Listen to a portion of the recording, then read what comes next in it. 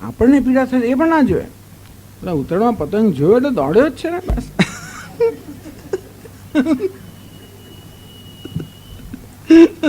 છાપરા કૂદવા મળે એક પછી. ખરેખર દિવાળીમાં ઉત્તરાયણમાં હોસ્પિટલમાં જવા જેવું છે. ખરેખર એ હસવાની વસ્તુ જ નથી. ખરેખર લોકો બિચારા બહુ દુઃખી હોય છે ઉત્તરાયણની અંદર. એ લોકો રસ્તા પર દોડે પેલો લઈને ઝંડો લઈને દોડતા હોય, જુએ જ નહીં કે મોટા આવે ગાડી આવે. હિંસાન પ્રાણી પીડમ અનપેક્ષણ, કોઈ વિચાર જ નહીં. ટૂંકમાં કોઈ પ્રકારનો વિચાર ના હોય.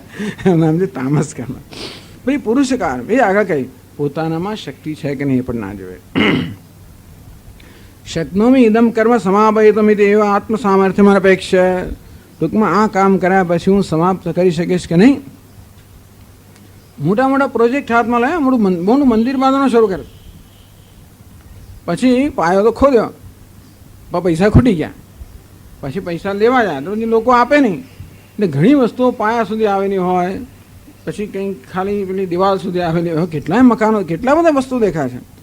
એની પાછળ વિચાર કર્યો નથી કે આપણી પાસે પૂરતી વસ્તુ છે, આપણામાં શક્તિ છે કે નહીં, એટલે ઉઘરાવાની શક્તિ છે કે નહીં. મળી રહેશે, થઈ રહેશે. એટલે એક બે થઈ રહે છે. બે વસ્તુ છે જેને ભગવાનમાં ભરોસે લોકો એમ થઈ રહે છે. બીજા લોકો એમ કે થઈ રહેશે, થઈ રહેશે, પણ વિચાર કર્યા વગર જ થઈ રહેશે એમ કહેતા. હમણાં જો નજીકના કાળમાં આવું જોયું હોય ને કર્મ, તો આપણો સદામ હુસેન એનું આ જે કર્મ હતું ને, એ માણસે કુવૈત પર હુમલો કર્યો તો ખરો. એને ખબર તો હશે જ કે હુમલાને કારણે એના પર હુમલો થશે. હવે એની શું ગણતરી છે ભગવાન જાણે. પણ અમેરિકાને પશ્ચિમના બધા દેશોએ મળીને ચેતવણી આપી કે તું છોડી દે ભાઈ, જતો રહે અહીંયાથી, પછી ને તારો હુમલો કહીશું. બોલો હું તમને બતાવી આપીશ. એ માણસ કહે છે કે હું બતાવી આપીશ. હવે કઈ ગણતરી એનામાં હતી, એની પાસે શું પૌરુષ ખબર જ ના પડી કોઈને. એનું તો અમુક જાતનું સૈન્ય હતું, તો બહુ જોરદાર કહેવાતું હતું, ને એની પાસે કઈ જાતના બધા અસ્ત્ર શસ્ત્રો હશે, અણુ શસ્ત્રો. લોકોને ખબર નહીં આટલી બધી દાદાગીરી કરે છે, એની પાસે કંઈ હોવું જોઈએ. કશું જ નીકળ્યું એની પાસે. એટલું જ નહીં, પરંતુ એ માણસ જે ધબડકો વળ્યો, લાખો એના માણસો મરી ગયા, અને હજી પણ હજારો માણસ, એટલે લાખો માણસો હજી સહન. ટૂંકમાં એણે એ માણસે કર્મ કોઈ ગણતરી જ ના કરી કે આને કારણે કેટલા લોકો મરી જશે. અમેરિકાના 12 માણસો મર્યા, અને એના 1,20,000 હજારો 2, 3, 4 લાખ માણસોને મરી ગયા. શત્રુના 12 માણસ મર્યા અને 12 લાખ માણસ મર્યા. પાયમાલ થઈ ગયો માણસ. અને આખી દુનિયાએ ભેગા મળીને એના પર જે જાતના બધા સેન્કશનો લાદ્યા, એને કારણે એ પાયમાલ થઈ ગયો, એની પ્રજા પાયમાલ થઈ ગઈ, બધું થઈ ગયું. કોઈ જાતનો વિચાર નથી. બસ હું આ બધા કાફર લોકો છે એમ કરીને બસ આવું જ જનૂન એક પ્રકારનો. એ જનૂનની અંદર તો એટલે આવું થતું હોય છે. એટલે આપણે જોઈ જાવ તામસ કરવા, તો આપણામાં તો આવું કોઈ કર્મ ના કરતો. રાજસ રજોગુણ બધા હોય ને, એવું તમો ગુણ તો કરવા હોતો નથી. પણ ક્યારેક દેખાય તો ટૂંકમાં ક્યારેક ચર્ચાચર્ચીમાં આવી જઈએ, ક્યારેક દેખાદેખી આપણે કરીએ, એવું કંઈક ક્યારેક આવી જાય. તો બાકી સામાન્ય રીતે તમો ગુણ તો આપણે બહુ ચિંતા નથી કરવાની હોતી. પણ ભગવાન તોય વર્ણન કરે છે કે આ પ્રકારના મનુષ્યો દુનિયામાં હોય છે. અને ક્યારેક આપણા પર પણ તમોગુણ સવાર થઈ જાય તો આવી જાતની વૃત્તિઓ દેખા દેતી હોય. જ્યારે દેખા દે ત્યારે પછી જ્યારે વિચાર કરો કે મારામાં શક્તિ છે કે નહીં. ઝંપલાવવાનો વિચાર કર્યા વગર ઝંપલાવીએ. પહેલાં એ કર્યું મળે હું કરીશ એમ કે ઝંપલાવીએ. એ પેલો ક્યાં ને હું ક્યાં, એની શક્તિ એને આપણામાં એવું કશું હોય નહીં, આપણે ઝંપલાવીએ ને પછી ખૂબ મુશ્કેલી થાય. એટલે ટૂંકમાં હંમેશા વિચાર કરવો જોઈએ. આપણા વ્યવહારિક કુશળતા પણ હોવી જોઈએ, અને દેખાદેખીથી ચડતાચડતીથી એવું બધું કરવું ના જોઈએ, ઝંપલાવવું ના જોઈએ. આ પ્રકારે આ બધું ન કરીએ. એટલા માટે ભગવાન આ તમો ગુણમાંથી જન્મનારી વૃત્તિઓ, એટલે કર્મ કરતી વખતે આ પ્રકારની જે વૃત્તિ અંદર હોય તો બહાર આવતી હોય છે. અને આવી કોઈ વૃત્તિઓ બહાર આવે ત્યારે વિવેકપૂર્વક, આ બધું અવિવેક છે, મોહ એટલે વિવેક, તો વિવેકપૂર્વક બધાનું નિવારણ કરવાનું.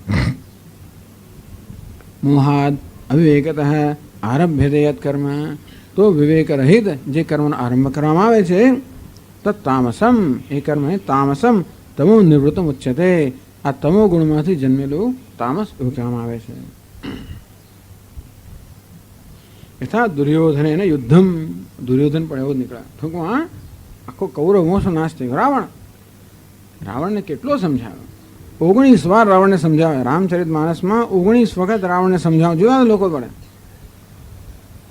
એને તું આટલું જ કામ કર, સીતાજીને પાછા મોકલી દે. નહીં, એ રામ કોણ છે, શું છે, જોઈ લઈશ વગેરે. એમાં એને કહ્યું કે તું તો ઠીક છે, તારો તો જાણે વધ થશે, પણ આખા રાક્ષસ કુળનો નાશ થઈ જશે. કેટલો અનુબંધમ ક્ષયમ હિંસામ, કેટલી હિંસા થઈ, કેટલો વ્યય થયો.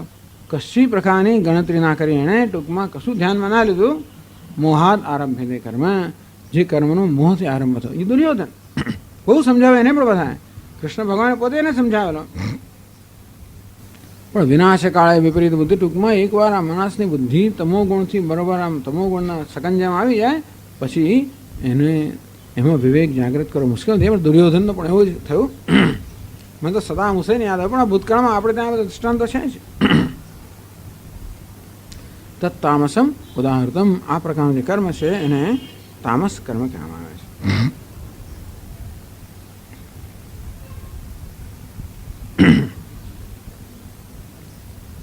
હવે ભગવાન 3 પ્રકારના કર્તાની વાત કરે છે. સાત્વિક કર્તા, કર્મ કરનાર એટલે કર્તા. તો જે કરીએ એને કર્મ કહેવાય. જે સમજથી કરીને જ્ઞાન કહેવાય. પહેલાં આપણો સમજ હોય, એ સમજ 3 પ્રકારની હોય. એ સમજથી પછી આપણા ઈચ્છા જન્મે આપણે કર્મ કરીએ, એ પણ 3 પ્રકારનું હોય. અને કરનાર જે છે એ પણ 3 પ્રકારનો હોય. તું સાથે જ જતું હોય છે. સમજ સાત્વિક હોય તો કરતાય સાત્વિક હોય અને કર્મય સાત્વિક હોય. સમજ રજોગુણી હોય તો કરનાર રજોગુણી હોય અને કર્મય રજોગુણી હોય. સમજ તમસ હોય, તામો તમોગુણી હોય, કરનાર તમોગુણી હોય, કર્મ પણ તમોગુણી હોય. સાથે જતું હોય.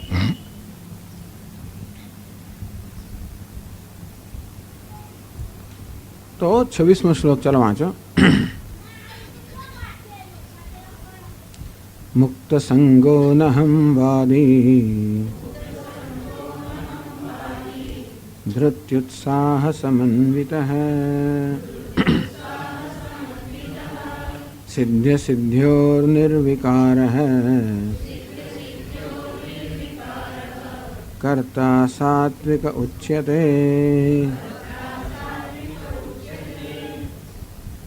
મુક્ત સંગ, જો સાત્વિક જ્યાં હોય ત્યાં સત્વગુણ હોય, સંગ ના હોય, આસક્તિ ના હોય, અભિમાન ના હોય. અનહમવાદી, એને અહમવાદ નથી, અભિમાન નથી. ધૃતિ ઉત્સાહ સમન્વિત, ઉત્સાહ હોય કર્મ કરવાનો. ધૃત ધૈર્ય એનામાં હોય. કર્મ પૂરું કરતી વખતે વિઘ્નો તો આવે, મુશ્કેલીઓ આવે તો પણ એ મુશ્કેલીઓનો સામનો કરવાની અને મુશ્કેલી પાર કરવાની જે વૃત્તિ છે એને ધૈર્ય કહેવામાં આવે છે. તો ઉત્સાહ પણ હોય, ધૈર્ય પણ હોય. સિદ્ધ સિદ્ધ્યો નિર્વિકાર, સફળતા અને નિષ્ફળતા આ બંનેમાં નિર્વિકાર, અર્થાત જેના ચિત્તમાં કોઈ પ્રકારનો વિકાર જન્મતો નથી કે જેના ચિત્તમાં કોઈ પ્રકારનો પ્રત્યાઘાત જન્મતો નથી. કરતા સાત્વિક ઉચ્યતે, આવા કર્મ કરનારને સાત્વિક કરતા કહેવામાં આવે છે. એની ચર્ચા કરીશું આપણે પછીના ક્લાસમાં.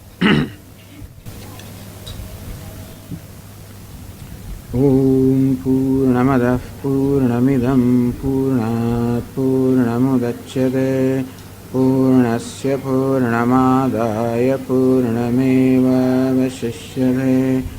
ઓમ શાંતિ શાંતિ શાંતિ.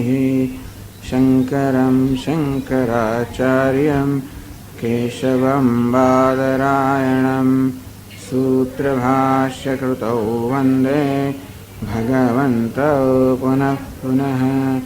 ઈશ્વરો ગુરુરાત્મેતિ મૂર્તિભેદવિભાગિને વ્યોમવદ્વ્યાપ્તદેહાય દક્ષિણામૂર્તયે નમઃ. ઓમ શાંતિ શાંતિ શાંતિ.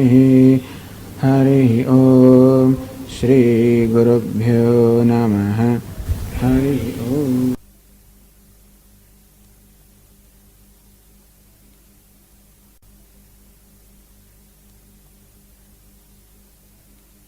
ઓમ નારાયણ પરો વ્યક્તાત.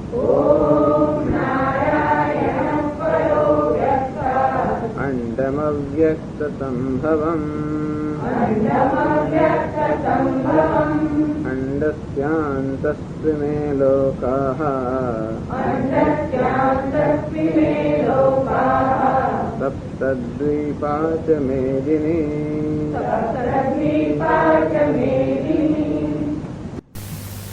नियतं संगरहितम् रागद्वेषतः कृतम् अफलप्रेप्सुना कर्म यत्तत्सात्विकमुच्यते यत्तु कामेप्सुना कर्म साहंकारेण वा पुनः क्रियते बहुलायासम् तद्राजसमुदाहृतम् अनुबन्धं क्षयं हिंसाम् अनवेक्ष्य च पौरुषम् मोहादारभ्यते कर्म यत्तत्तामसमुच्यते।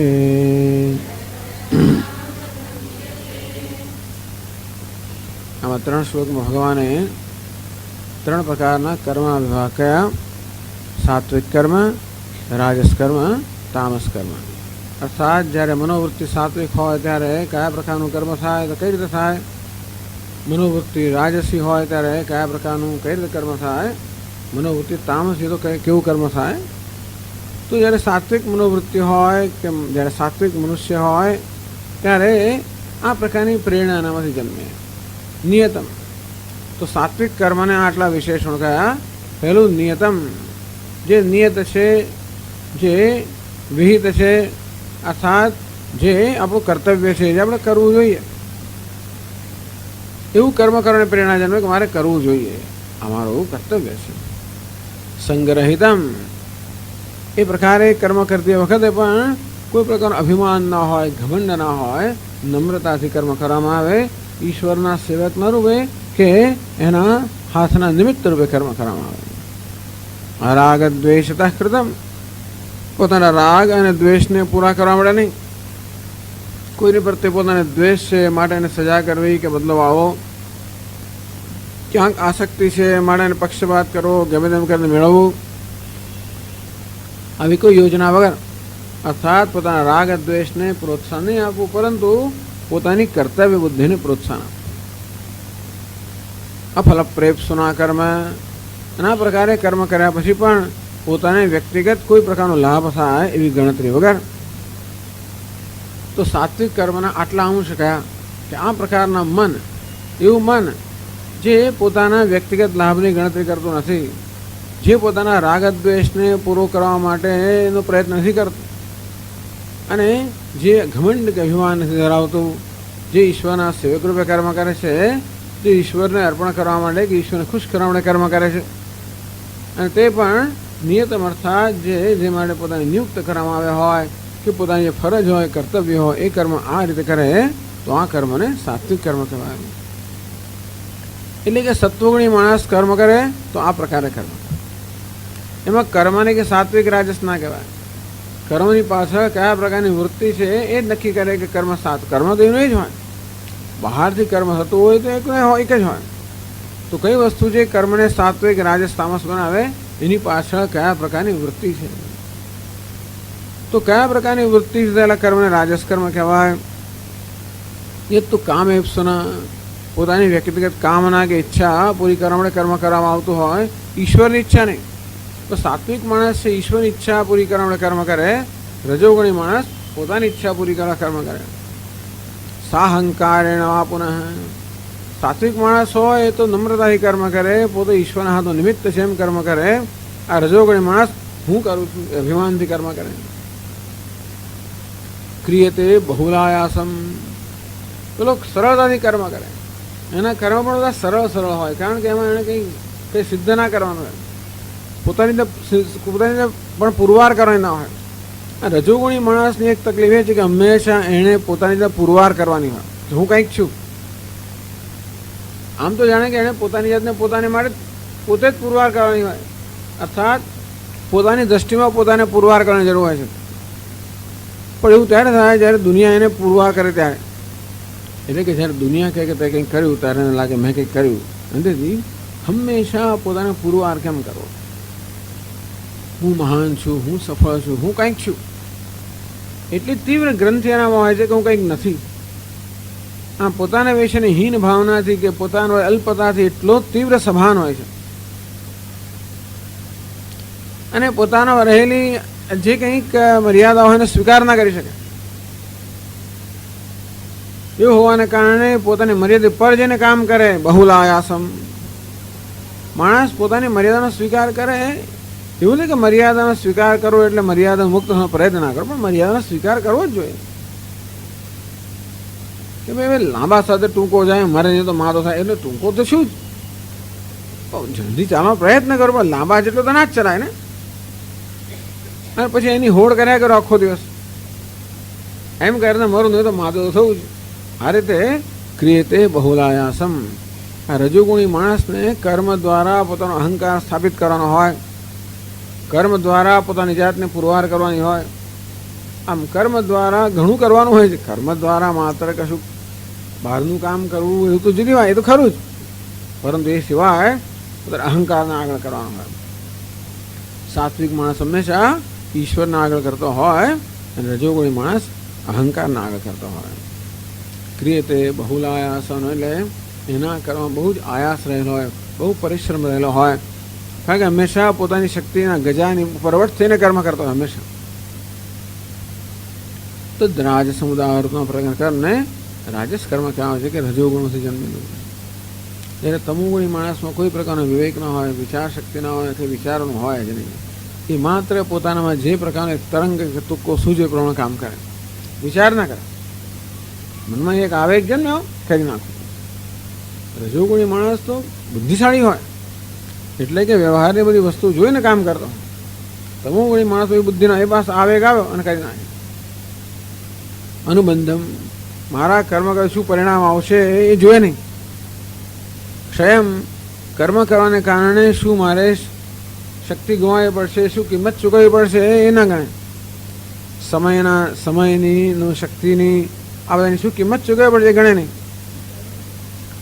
હિંસામ, મારું કર્મ કરવાથી કોઈને ઈજા થશે કે નહીં થાય ગણતરી ના કરે.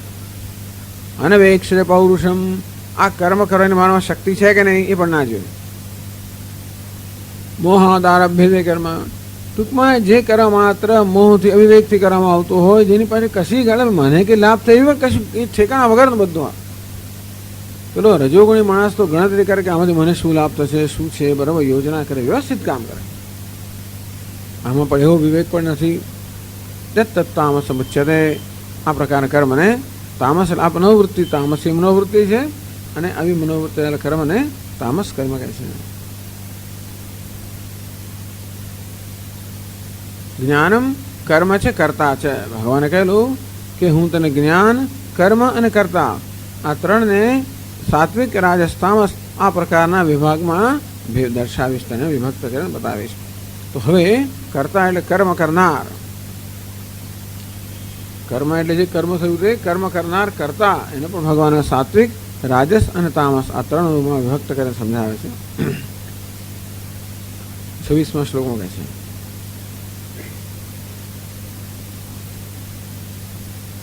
અને 27મા પાના પર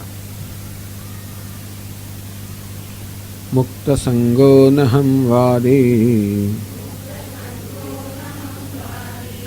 ધૃત્યુત્સાહ સમન્વિતઃ સિદ્ધ સિદ્ધ્યોર નિર્વિકારઃ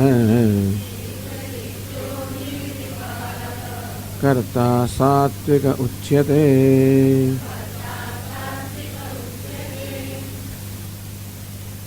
આ પ્રકારના કર્મ કરનાર મનુષ્યને સાત્વિક કરતા સાત્વિક કર્મ કરનાર કહેવામાં આવે છે. કેવો છે? મુક્ત સંગ હૈ, જે સંઘથી મુક્ત છે. અનહમવાદી, અહમ અહમ એવું જે વાદ નથી કરતો, વદન નથી કરતો. ધૃત્યુત્સાહ સમન્વિત, કર્મ કરતી વખતે ધૃતિ, ધૈર્ય અને ઉત્સાહયુક્ત છે. ટૂંકમાં એના કર્મની પાછળ ધૈર્ય છે, ઉત્સાહ ધરાવે છે. સિદ્ધ સિદ્ધો નિર્વિકાર, કર્મ કરવાને પરિણામે પોતાને કંઈ વ્યક્તિગત લાભ થશે કે નહીં એ વિશે જેને કોઈ પ્રકાર નિર્વિકાર એટલે કે એવી કોઈ ગણતરી વગરનો છે. કરતા સાત્વિક ઉચ્ચતે, આ પ્રકારના કર્મ કરનારને કર્તાને સાત્વિક કહેવામાં આવે છે. તો ભાષ્યમાં સમજાવે છે. મુક્ત સંઘ મુક્ત પરિત્યક્ત સંઘ येन सह मुक्त संगः अनहंवादी न अहं वदनशीलः धृत्युत्साह समन्वितः धृतिः धारणम् उत्साहः उद्यमः ताभ्यां समन्वितः संयुक्तः धृत्युत्साह समन्वितः सिद्ध्य सिद्ध्योः क्रियमाणस्य कर्मणः फलसिद्धौ असिद्धौ च सिद्ध्य सिद्ध्योः निर्विकारः केवलं शास्त्र प्रमाणयुक्तः प्रयुक्तः न फलरागादिना यः सः निर्विकारः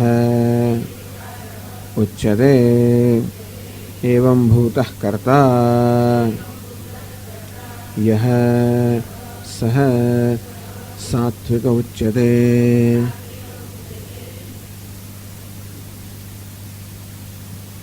તો સાત્વિક મનુષ્યના લાક્ષણિકતાઓ કઈ પાસે કે પોતાના વિશે કયા પ્રકારનો ખ્યાલ કરે છે. તો સાત્વિક કર્મ એટલે સાત્વિક મનુષ્ય કર્મ પ્રત્યે કયા પ્રકારનો અભિગમ ધરાવે છે. અને સાત્વિક કરતા એટલે સાત્વિક મનુષ્ય કર્મ કરતી વખતે પોતાના પ્રત્યે કેવો અભિગમ ધરાવે છે. તો મુક્ત સંગઃ મુક્ત પરિત્યક્ત સંઘ येन सह मुक्त संघ संगो नाम फलाभिसंधिर्वा कर्तृत्व अभिमानो वा. તો વારંવાર ભગવાન જે એક વસ્તુ પર ભાર આપે છે એ સંઘ કે આસક્તિમાંથી મુક્તિ. એટલે કર્મ મુક્ત સંઘ એટલે કર્મ કરતી વખતે જે ફળની ચિંતા કરતો નથી, એટલે કે ફળ વિશેનું ધ્યાન કરતો નથી. જો તમે જોજો, જ્યારે આપણે કર્મ કરવામાં પરિણામવાળો બહુ મહત્વનું હોય કે હું કર્મ કરું અમુક પરિણામ આવવું જોઈએ અને અમુક ન આવવું જોઈએ, આમ પરિણામ આપણું નજર બહુ જ મહત્વનું હોય, ત્યારે આપણું મન હંમેશા પેલા પરિણામમાં જ લાગેલું હોય. એક માણસ એવો છે જેને કર્મ કરતાં કર્મનું પરિણામ વધારે મહત્વનું છે. બીજો માણસ એવો છે જેને કર્મના પરિણામ કરતાં કર્મ મહત્વનું છે. તો રજોગુણી મનુષ્ય એવો છે જેને કર્મ કરતાં કર્મનું પરિણામ મહત્વનું છે. સત્વગુણી મનુષ્ય કેવો છે જેને કર્મના પરિણામ કરતાં કર્મ મહત્વનું છે. હંમેશા જે મહત્વનું હોય એનું ચિંતન આપણું મન કરે. આમ કર્મનું પરિણામ મહત્વનું હોય તો એનું ચિંતન કર્યા કરે. અને તેથી એવો માણસ કર્મ કરતી વખતે પણ કર્મના પરિણામનું ચિંતન કરતો હોય તો કરવાનું ધ્યાન ના હોય એવું. જ્યારે બીજો માણસ જેને આપણે કર્મ મહત્વનું છે એ કર્મ કરતી વખતે કર્મનું ચિંતન કરતો હોય. મહત્વની વસ્તુ છે. સાત્વિક મનુષ્ય કહેવાય છે મુક્ત સંઘ, એટલે કર્મના પરિણામની અભિસંધિ એનું ધ્યાન નથી કરતો, એની સાથે જડાયેલો નથી. તેથી એનું પૂરેપૂરું ધ્યાન કર્મમાં હોય. એટલે જો કર્મ સારી રીતે કરવા માટે અહીં આપણે ભગવાન સરસ બોધ આપે છે. કર્મ પહેલાં તો સારી રીતે ક્યારે થાય? જ્યારે કર્મ કરતી વખતે આપણે સાવધાન હોઈએ, જે કરતા હોઈએ એની પાછળ આપણું મન બરાબર હોય. ત્યારે કરતા હોઈએ કંઈક અને મન વિચાર કરતું હોય કશાકનું હું તો ભાઈ મીઠું વધારે પડી જાય, પેલું રહી જાય, આ ડબલ વાર થઈ જાય, 2 વાર થઈ જાય, ના થાય, એમ કરતા થઈ જાય. બધું ઘણીમાં થઈ જતો હોય છે. ટાઈપ કરતા એકને એક વસ્તુ 2 વાર ટાઈપ થઈ જાય, ઘણું અડધું રહી જાય, એવું જાત જાતનું થાય. મન જો આપણું બીજા વિચારોમાં ચડ્યું હોય તો જે આપણે કરીએ છીએ એની પાછળ આપણું મન પૂરેપૂરું ન હોય તો કર્મ બરાબર થાય નહીં. એટલે કર્મ સારી રીતે થવા માટે પહેલી જરૂરિયાત તો એ છે કે આપણું ધ્યાન પૂરેપૂરું કર્મની પાછળ હોય. એવું ત્યારે બને જ્યારે આપણું મન એ કર્મનું ચિંતન કર્યા કરતો હોય. એવું ત્યારે બને જ્યારે મન બીજા બધા ચિંતનોથી મુક્ત હોય. તો બીજા આકર્ષણોથી મુક્ત હોય ત્યારે જ આપણું મન કર્મનું ચિંતન કરે ને. એને કર્મનું આકર્ષણ હોય ને બીજું આકર્ષણ કયું? કર્મફળનું. 2 વસ્તુ છે. ક્યાં તો મનમાં કર્મના ફળનું એટલે એમાંથી આપણને શું મળશે એનું, એના પરિણામનું આકર્ષણ હોય કે મહત્વનું હોય કે પછી કર્મ મહત્વનું હોય.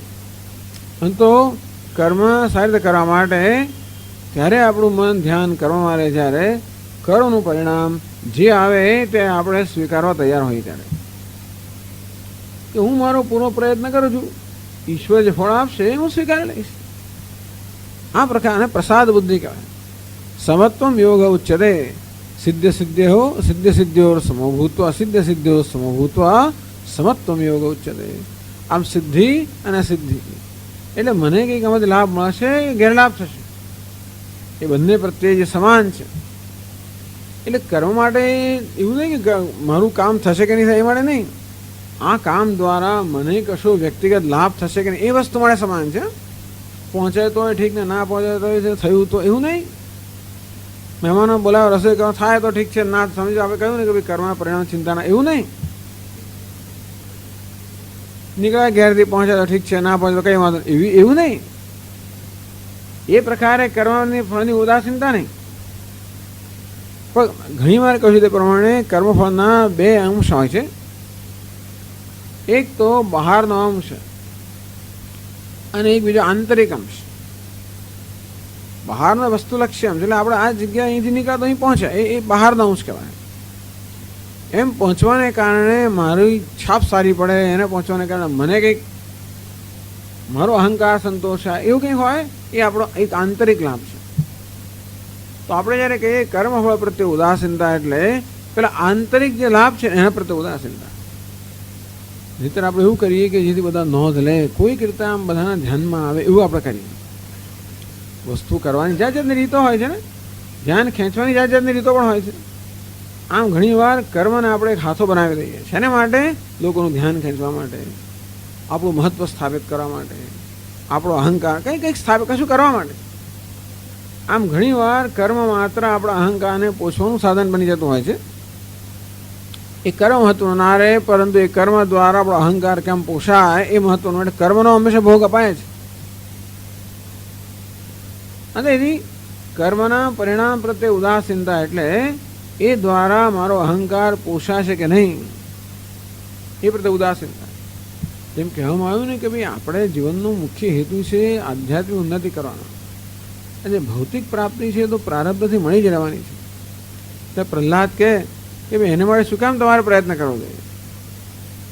ભૌતિક લાભ છે એ તો મળવાનો જ છે, અને ગેરલાભ છે એ પણ થશે જ પ્રારબ્ધને કારણે. તો પુરુષાર્થ જે વસ્તુ થવાની જ છે એને માટે પુરુષાર્થ શું કામ કરવો? પુરુષાર્થ શેના માટે કરવો? આધ્યાત્મિક ઉન્નતિ માટે. આમાં આધ્યાત્મિક ઉન્નતિ કેમ? એટલે મારું કર્મ સારામાં સારું થાય, ભગવાન ખુશ થાય એ રીતે.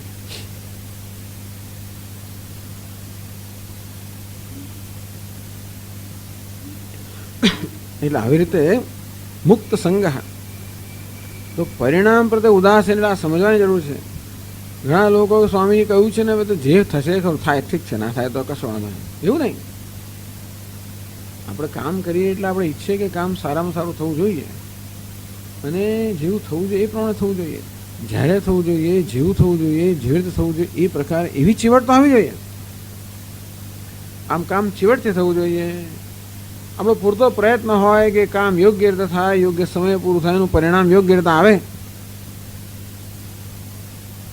પણ એની પાછળ 2 જ અંશ છે કે દ્વારા મારો અહંકાર સંતોષાય, કે મને કંઈક લાભ, ખ્યાતિ, પૂજા કે કશુંક મને મળે એવી કોઈ ગણતરી હોય. આ દ્વારા મને કંઈક લાભ થાય, મારી ખ્યાતિ વધે, મારી પૂજા થાય, એ પણ એક ગણતરી મનમાં હોય છે બધું કરતી વખતે.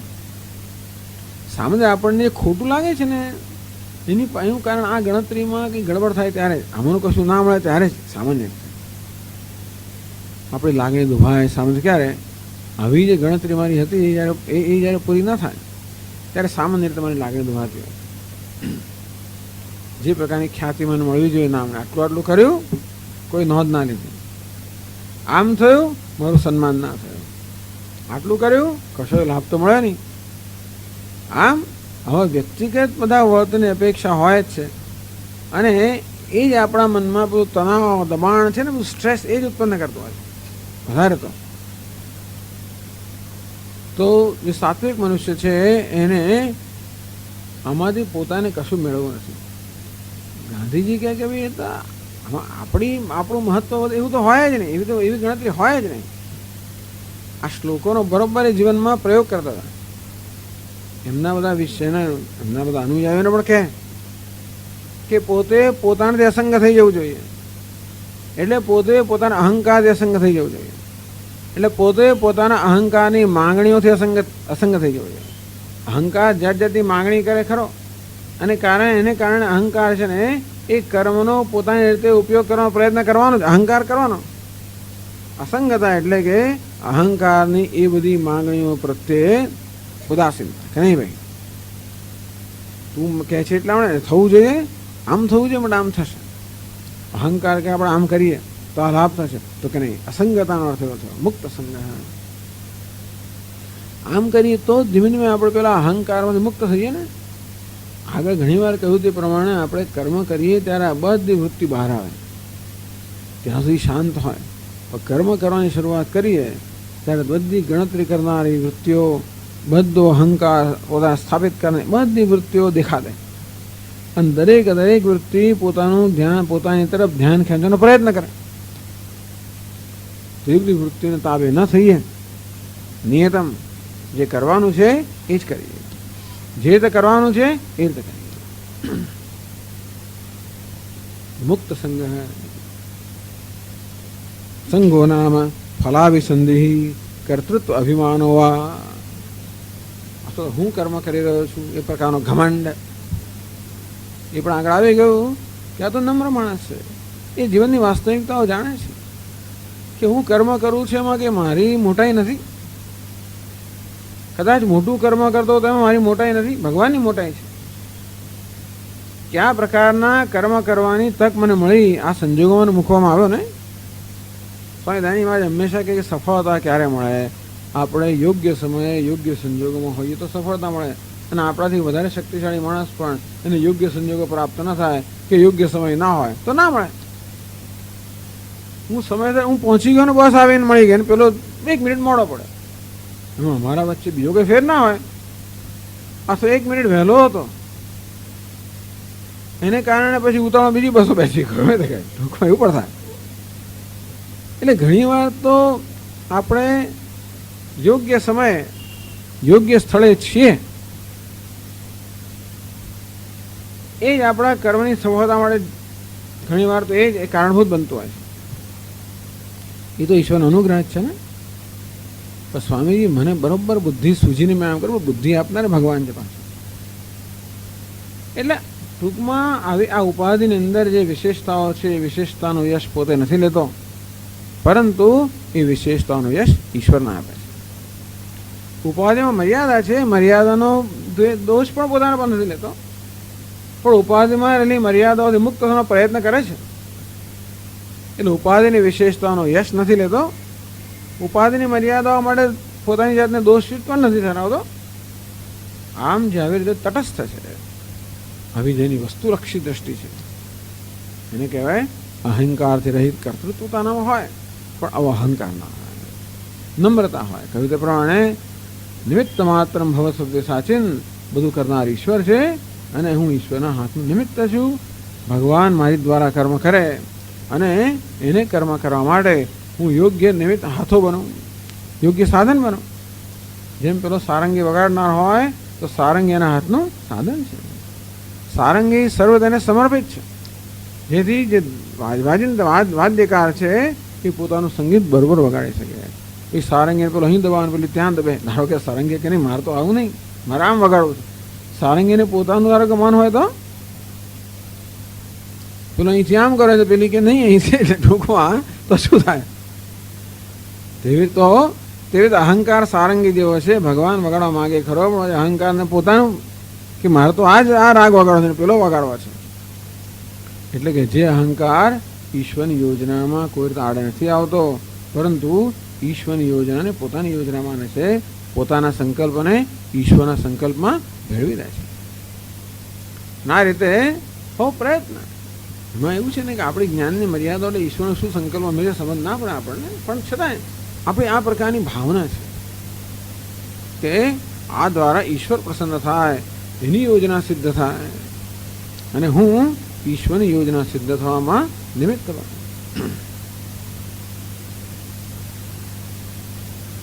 મુક્ત સંગ અનહમવાદી. પછી એ જ વસ્તુ થઈ કે કહ્યું કે ન અહમ વદનશીલ કરતા અહમિતિ વદનશીલો ન ભવતી. ટૂંકમાં એનો યશ પોતે લેવાના ઈચ્છતો એ જ. કોણે કર્યું ખબર છે? આમ એવું કંઈ નહીં. ટૂંકમાં એમાં પોતાના અહંકાર ન જડતો હોય. હું શકડનો ભાર જેમાં શ્વાન તાણે એવું નથી કરતો. ઈશ્વરને ભાર તાણો દે. ટૂંકમાં આપણે આગળ વાત અનહમવાદીમાં આવી ગઈ કે પોતાના અહંકારને સ્થાપિત કરવા નથી કરતો, પરંતુ ઈશ્વરના સંકલ્પમાં પોતાના સંકલ્પ મેળવે છે.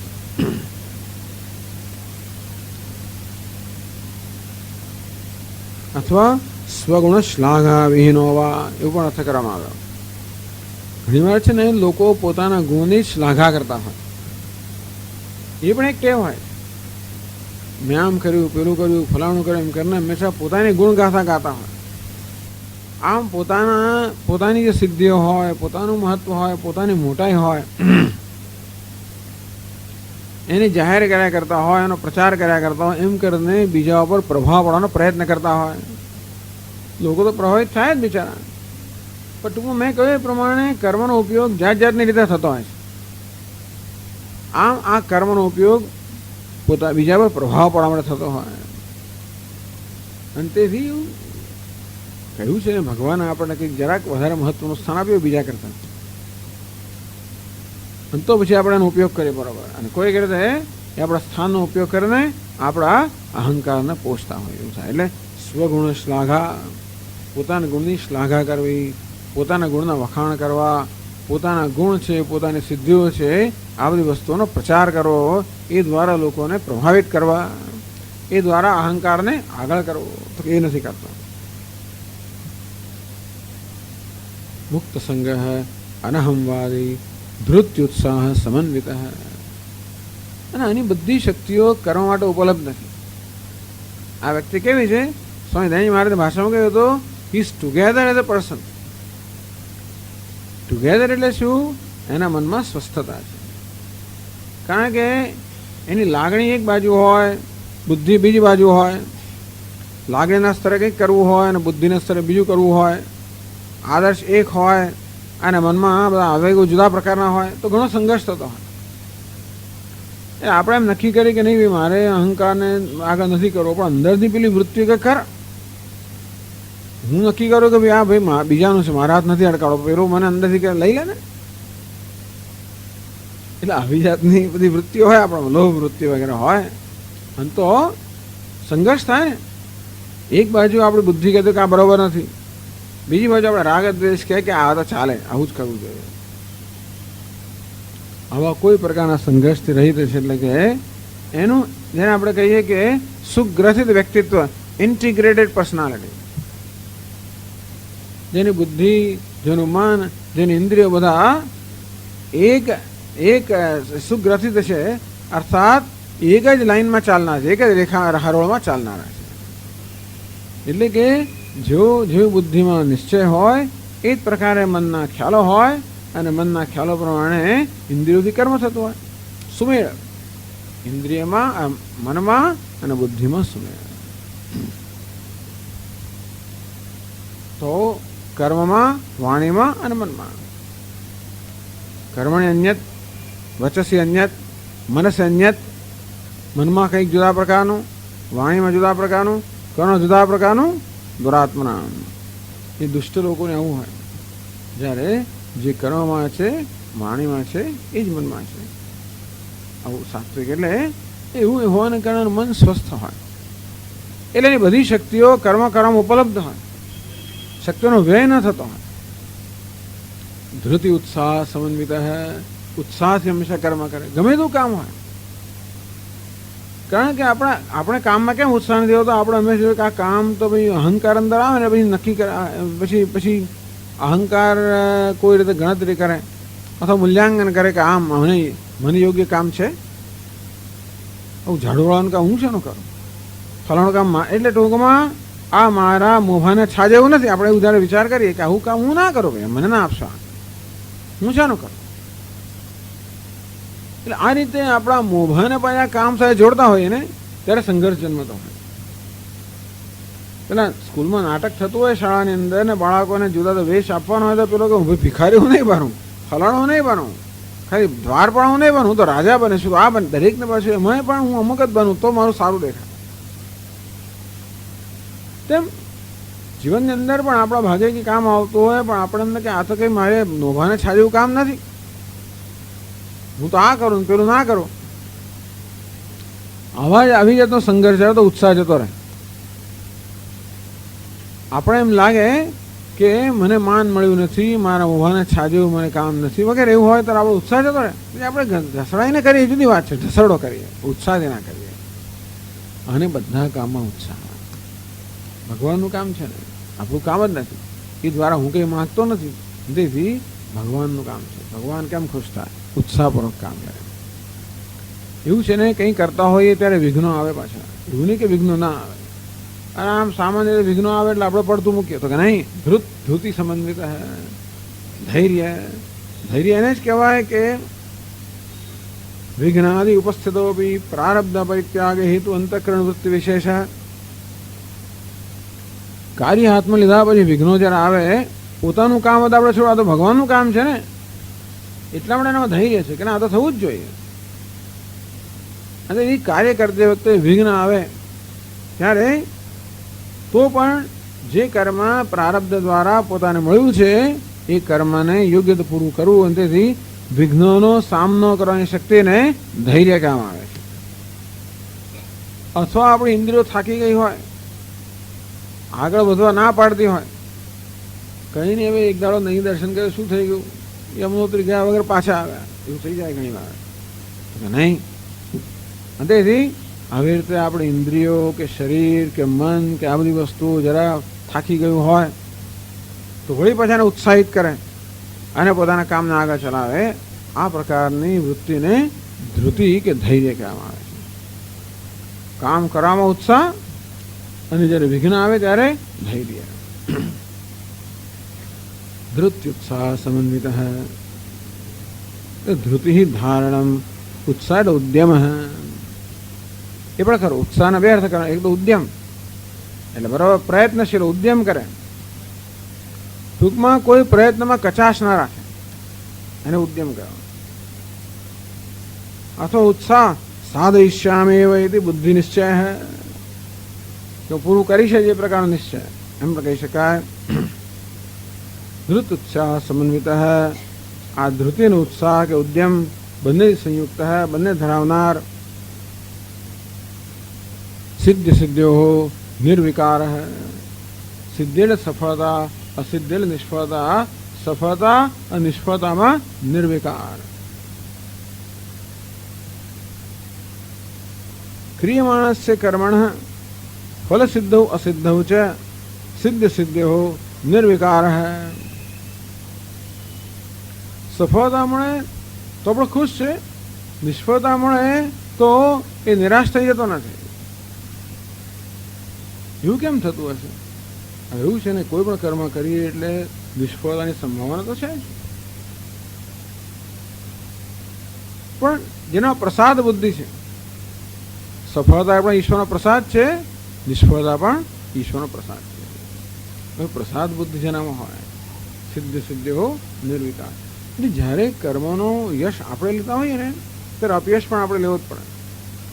એટલે કર્મ કરવાની પાછળ મારો અહંકાર, હું કર્મ કરી રહ્યો છું, ત્યારે સફળતા મળે તો યશ પણ હું લઉં અને મારી જાતને અભિનંદન આપું, મારો અભિમાન ગર્વ જરા વધે. પણ એ જ માણસને કરવામાં સફળતા ના મળે એટલે ધાર્યું પરિણામ ન આવે તો એનો દોષ પણ પોતે જ લે પછી. એમ કરીને પોતાની જાતને દોષિત ઠરાવે અને એકદમ નિરાશ બની જાય. એટલે સફળતા મળે તો હર્ષ, નિષ્ફળતા મળે તો શોક. આ પ્રકારના આ બંનેને વિકાર કહેવામાં આવે છે. ટૂંકમાં આપણે જ્યારે ફળનો કે પરિણામનો આપણે યશ લઈએ ત્યારે હર્ષ જન્મે, આપણે દોષ લઈએ, અપયશ લઈએ ત્યારે આપણામાં શોક જન્મે. અને એ સામાન્ય રીતે મનુષ્ય અહંકારથી કર્મ કરતો હોવાને કારણે એને યશ અને અપયશ લેતો હોય, એને કારણે હર્ષ અને શોકના વિકારો જન્મતા હોય. વિકાર એટલે પ્રત્યાઘાત જન્મતા હોય, જેને અંગ્રેજીમાં કહે રિએક્શન.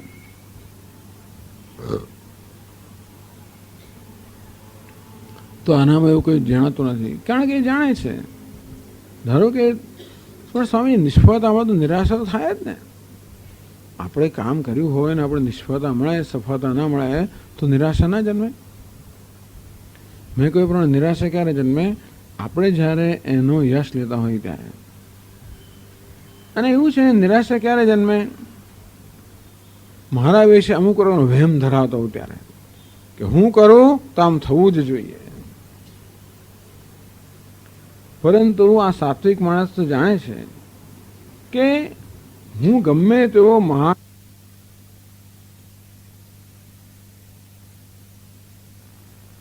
શક્તિ, ક્રિયાશક્તિ, જ્ઞાન શક્તિ, આમ ભગવાને જ્ઞાનની શક્તિ આપેલી છે જે દ્વારા આપણે કર્મ કેમ કરવું એનું સારી સારી સમજ મેળવીએ, એને માટેની માહિતી મેળવીએ, બધું મેળવીએ. અને વળી કર્મનું શું ફળ આવશે અંદાજ પણ બાંધીએ આપણી જ્ઞાન શક્તિથી. ઈચ્છા શક્તિ એટલે કે સંકલ્પ શક્તિ, સર્જન શક્તિ દ્વારા આપણે શું સર્જન કરવું, નવું નવું કરવું એવું પણ કરીએ. ક્રિયાશક્તિ જે પ્રકારની આપણી ઈચ્છા હોય એને અમલમાં મૂકવા માટે જે ક્રિયા જો એ શક્તિ પણ ભગવાને આપેલી છે. ભગવાને દરેકને આ ત્રણ શક્તિઓ આપેલી છે. અને શક્તિને વિકસાવવી અને એનો યોગ્ય ઉપયોગ કરવો એ આપણું કામ છે. જે શક્તિ આપી છે એને વિકસાવવી એ પણ આપણું કામ છે. પછી એવું નહીં કે બસ મને તો આટલું આવડે, પછી નવું નવું આપણે શીખીએ પણ ખરા, નવી નવી કે આવડત પ્રાપ્ત કરીએ, નવી નવી કુશળતા મેળવતા જઈએ. ઘણા લોકોના ઉત્સાહ છે જીવનમાં, ગમે તે ઉંમરે પણ જાત જાતનું શીખ્યા જ કરે. રસોઈ હોય તો એ શીખે, કંઈક નવું સાંભળવા, રેડિયો પર સાંભળવા મળ્યું, છાપવા મળ્યું, તરત જ જાણે કે. અથવા તો કોઈક બહાર ગયા હોય ને, અમારા બા હતા ને તો ક્યાંક બહાર ગયા હોય ને ત્યારે કંઈક નવી વાનગી તો પહેલાં પૂછે કે કેવી બનાવવાની, પૂછીને બરાબર રેસીપી લઈ લે, ઘરે આવે પ્રયોગ કરાય. પણ એક ઉત્સાહ કે આમ નવી નવી વસ્તુ બનાવવી, નવું નવું ખવડાવવું, એવું જે કહે છે. તો ટૂંકમાં એવું હોય ત્યારે એવું નથી ગમે ઉંમરમાં બહાદુર નથી થતી હોતી. અને એથી જે કંઈ શક્તિ આપણે આપી હોય ને વિકસાવવી. હું એમ નથી કહેતો કે તમે એ શક્તિ વિકસાવો, કઈ શક્તિ વિકસાવી જુદી, આ તો એક દ્રષ્ટાંત છે ખાલી. આપણે કદાચ બીજી શક્તિ વિકસાવીએ, આપણે કદાચ ગીતા વધારે સારી સમજ કેમ પડે એને માટે શક્તિ એ વિકસાવીએ. કદાચ બે શબ્દોનો શું અર્થ થાય જરા બારો સમજવાનો પ્રયત્ન કરીએ, અને પછી ફલાણી ચોપડીમાં શું કહેલું છે, પેલા સ્વામીજીએ એની કઈ વ્યાખ્યા કરી છે, આ વ્યાખ્યા કેમ, આવું જરા આવી રીતે તો આપણો પ્રયત્ન થઈ શકે જે હોય તે. એટલે ટૂંકમાં આપણી શક્તિઓ હોય ને વિકસાવવાનો પ્રયત્ન થતો હોય એ બધું થાય. પણ ગમે તેટલું કરીએ તોય પણ આપણી મર્યાદા તો હોવાની, ગમે તેવા મોટા હોય તોય પણ. ગમે તેનો પંડિત હોય તો પણ એક એવો શબ્દ નીકળે, એવું કંઈ નીકળે કે ગૂંચવાઈ જાય. અને એ વસ્તુ પણ જાણવાની જરૂર છે અને નમ્રતાથી સ્વીકારવાની જરૂર છે કે આપણી શક્તિઓ છે પણ એમાં મર્યાદા છે. તો મર્યાદાનો સ્વીકાર કરતા આપણે નમ્ર હોઈએ. તેથી આપણને કરવામાં નિષ્ફળતા મળે તો આપણે જાણીએ છીએ કે નિષ્ફળતા કોને કારણે મળી? આ મારી શક્તિઓની મર્યાદાને કારણે. મેં અમુક પ્રકારની ધારણા રાખેલી, ફળનો અમુક અંદાજ બાંધેલો, પણ અંદાજ સાચો ના નીકળ્યો. એમાં એવું નથી કે ભાઈ ફળ ખોટું છે, ભગવાને ખોટો છે ને ભગવાને મને અન્યાય કર્યો, બધું નહીં. પણ અંદાજ બાંધવામાં મારી બુદ્ધિ જે છે એની થોડીક ઉણપ છે, અથવા મારી આવડતમાં થોડી ઉણપ છે, મારી સમજમાં થોડી ઉણપ છે, જે કંઈ હોય તે. કહેવાનો ભાવ એ છે કે આપણી શક્તિઓની મર્યાદા હોવાને કારણે હંમેશા આપણે ધારેલું ફળ નથી મળતું.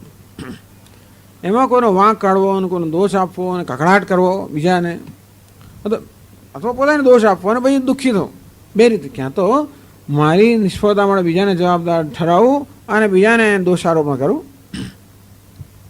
અથવા મારી નિષ્ફળતા માટે મારી જાતને જવાબદાર ગણવું અને મને દોષિત ઠરાવ. બે બરાબર નથી. કોઈ જવાબદાર નથી. મર્યાદાઓ જવાબદાર છે અને મર્યાદા માટે કોઈ જવાબદાર નથી. ભગવાને આ ઉપાધિ આપેલી છે અને માટે ભગવાન જવાબદાર જે હોય તે. એવું જ્યારે હોય ત્યારે આપણે નમ્ર હોઈએ, એટલે નિષ્ફળતાનો આપણે નમ્રતાથી સામનો કરીએ અને સફળતાનો આપણે પ્રસાદ બુદ્ધિથી, સફળતાથી આપણે કે જો ઈશ્વરનો અનુગ્રહ છે અને માટે એ રીતે સફળતાનો ઈશ્વરના અનુગ્રહ પર આપણે સામનો કરીએ કે સ્વીકારીએ, ત્યારે મનમાં ઘમંડ ના જન્મે.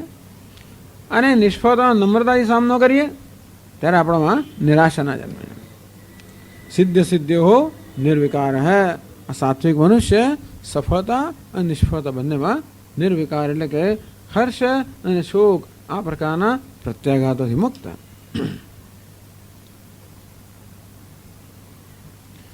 કેવલમ શાસ્ત્ર પ્રાણ પ્રયુક્ત હૈ ન ફલ રાગાદિના. ટૂંકમાં કારણ કે એને કર્મ કેમ હાથમાં લીધેલું? શાસ્ત્રએ કહ્યું છે માટે હાથમાં લીધેલું. ટૂંકમાં એ કર્મ હાથમાં કેમ લે છે? આ કર્મ મારે કરવું જોઈએ, આ સંજોગોમાં આ કર્મ કરવું યોગ્ય છે. ઈશ્વરે મને જે સંજોગો મૂક્યો એ સંજોગોમાં મારે આ પ્રકારનો પ્રતિભાવ દર્શાવવો યોગ્ય છે, માટે કર્મ કરે છે. બીજી કોઈ ગણતરી નથી. બીજી ગણતરી ન થાય એને અંદર નિષ્ફળતા મળે જ નહીં ને. આ માણસ નિષ્ફળતા આપણે ક્યારે કહીએ? આપણા વિશેની ગણતરી પૂરી ના થાય. ખરેખર આપણે સફળતા કોને કહીએ? કે મને વ્યક્તિગત જે લાભ મળવાનો હતો ને, લાભ, પૂજા, ખ્યાતિ, એ મળે તો આપણે સફળતા કહીએ, અને વ્યક્તિગત લાભ ન મળે આપણે નિષ્ફળતા કહીએ. એટલે સામાન્ય સફળતા અને નિષ્ફળતા વ્યક્તિગત ખ્યાલ હોય છે, પણ આનો વ્યક્તિગત ખ્યાલ નથી. એ તો કે ભગવાને મને આજ્ઞા કરી, મારે કર્મ કરું છું અને જે ફળ મળ્યું પણ ભગવાને આપેલું છે. અને તેથી એટલે કહે છે કેવલમ શાસ્ત્ર પ્રમાણ પ્રયુક્ત હૈ ન ફલ રાગાદિના. માત્ર શાસ્ત્ર પ્રમાણથી પ્રયુક્ત હોવાને કારણે અને ફળ રાગ વગેરેથી પ્રયુક્ત નથી થયો, અને માટે સફળતા અને નિષ્ફળતા કહેવાય. એમાં એ નિર્વિકાર છે, હર્ષ અને શોક અને વિકારોથી રહિત છે.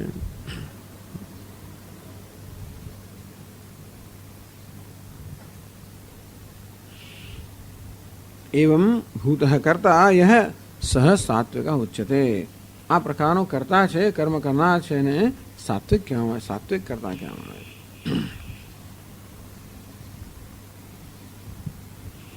હવે રજોગુણી કરતા કેવો હોય એ ભગવાન 27મા શ્લોકમાં કહે છે. હંમેશા જે સાત્વિકનું વર્ણન કરવામાં આવે એ આપણે કેવી રીતે આપણામાં આ ગુણો કેળવીએ એને માટે. રાજસ તામસનું વર્ણન કરવામાં આવે, અમની વૃત્તિઓ આપણામાં જણાય તો કેવી રીતે આપણે ધીમે દૂર કરીએ એને માટે. રાગી કર્મ ફલ પ્રેપ્સુ લુબ્ધો હિંસાત્મકો શુચિ હર્ષ શોકાન્વિતઃ કર્તા રાજસઃ પરિકીર્તિતઃ.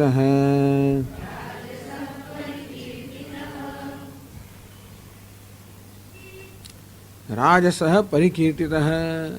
આ પ્રકારના કર્મ કરનાર રાજસ કહેવામાં આવે છે. રાગી, રાગી એટલે કોણ? રાગ ધરાવનાર, એટલે દ્વેષ પણ ધરાવતો જ હશે. રાગી જોડે દ્વેષી આવે, જે રાગ દ્વેષ ધરાવનાર. કર્મફલ પ્રેપ્સુ, કર્મફળની ઈચ્છા ધરાવનારો, કર્મફળની તૃષ્ણા ધરાવનારો. તો પેલા સાત્વિક જોડે આની સાથે સરખામણી એટલે ખબર પડશે કે આમાં કેવા કેવા વિપરીત ગુણો છે.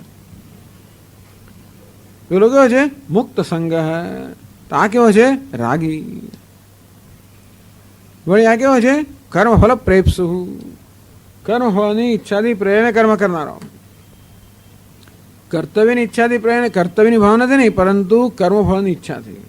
એટલે કર્તવ્યની ભાવ નહીં પરંતુ આમાંથી પોતાને કયા પ્રકારનો લાભ મળશે એની ગણતરીથી પ્રેરણાતો હોય છે. લુબ્ધ, લોભી હોય, એટલે કંજૂસ, ઉદારતા ના હોય. હિંસાત્મક, અને રાગદ્વેષ અંદર હોય ને એટલા માટે હંમેશા એની હિંસા થવાની છે. કર્મ દ્વારા કશી ને કશી હિંસા થવાની. અશુચિ અપવિત્ર, એના વિચારે પવિત્ર ના હોય, એનો બહારનો ઉપાધિ પવિત્ર ના હોય, આચાર્ય પવિત્ર ના હોય. હર્ષ શોકાન્વિત કરતા, અને માટે હંમેશા હર્ષ અને શોકથી અન્વિત. જરા કંઈક ધાર્યું થયું હર્ષના આવેગમાં આવી જાય, ધાર્યું ના થયું શોકગ્રસ્ત બની જાય. કર્તા રાજસ પરિકીર્તિત, આ પ્રકારના કર્તાને રાજસ કહેવામાં આવે છે. રાજસ એટલે રજોગુણમાંથી જન્મેલું. તો ભાષ્યમાં કહે છે રાગી રાગ હૈ અસ્ય અસ્તિ इति रागी कर्मफल प्रेप्सु कर्मफलार्थे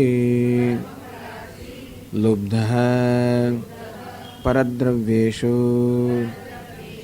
संजात तृष्णः तीर्थादौ च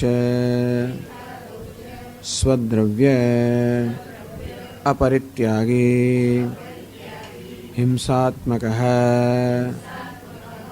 परपीड़ाकरण स्वभावः अशुचिः बाह्यान्तः शौचवर्जितः हर्षशोकान्वितः इष्टप्राप्तौ हर्षः अनिष्टप्राप्तौ इष्टवियोगे च शोकः ताभ्यां हर्षशोकाभ्याम् अन्वितः संयुक्तः तस्यैव च कर्मणः संपत्तिविपत्तिभ्यां हर्षशोकौ स्याताम् ताभ्यां संयुक्तः यः कर्ता स राजसः परिकीर्तितः.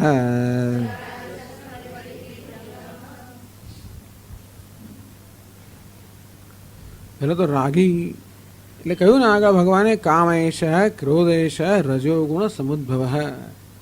આ કામ છે એ જ ક્રોધમાં પરિણમતો હોય છે, એ રજોગુણમાંથી જન્મેલો છે.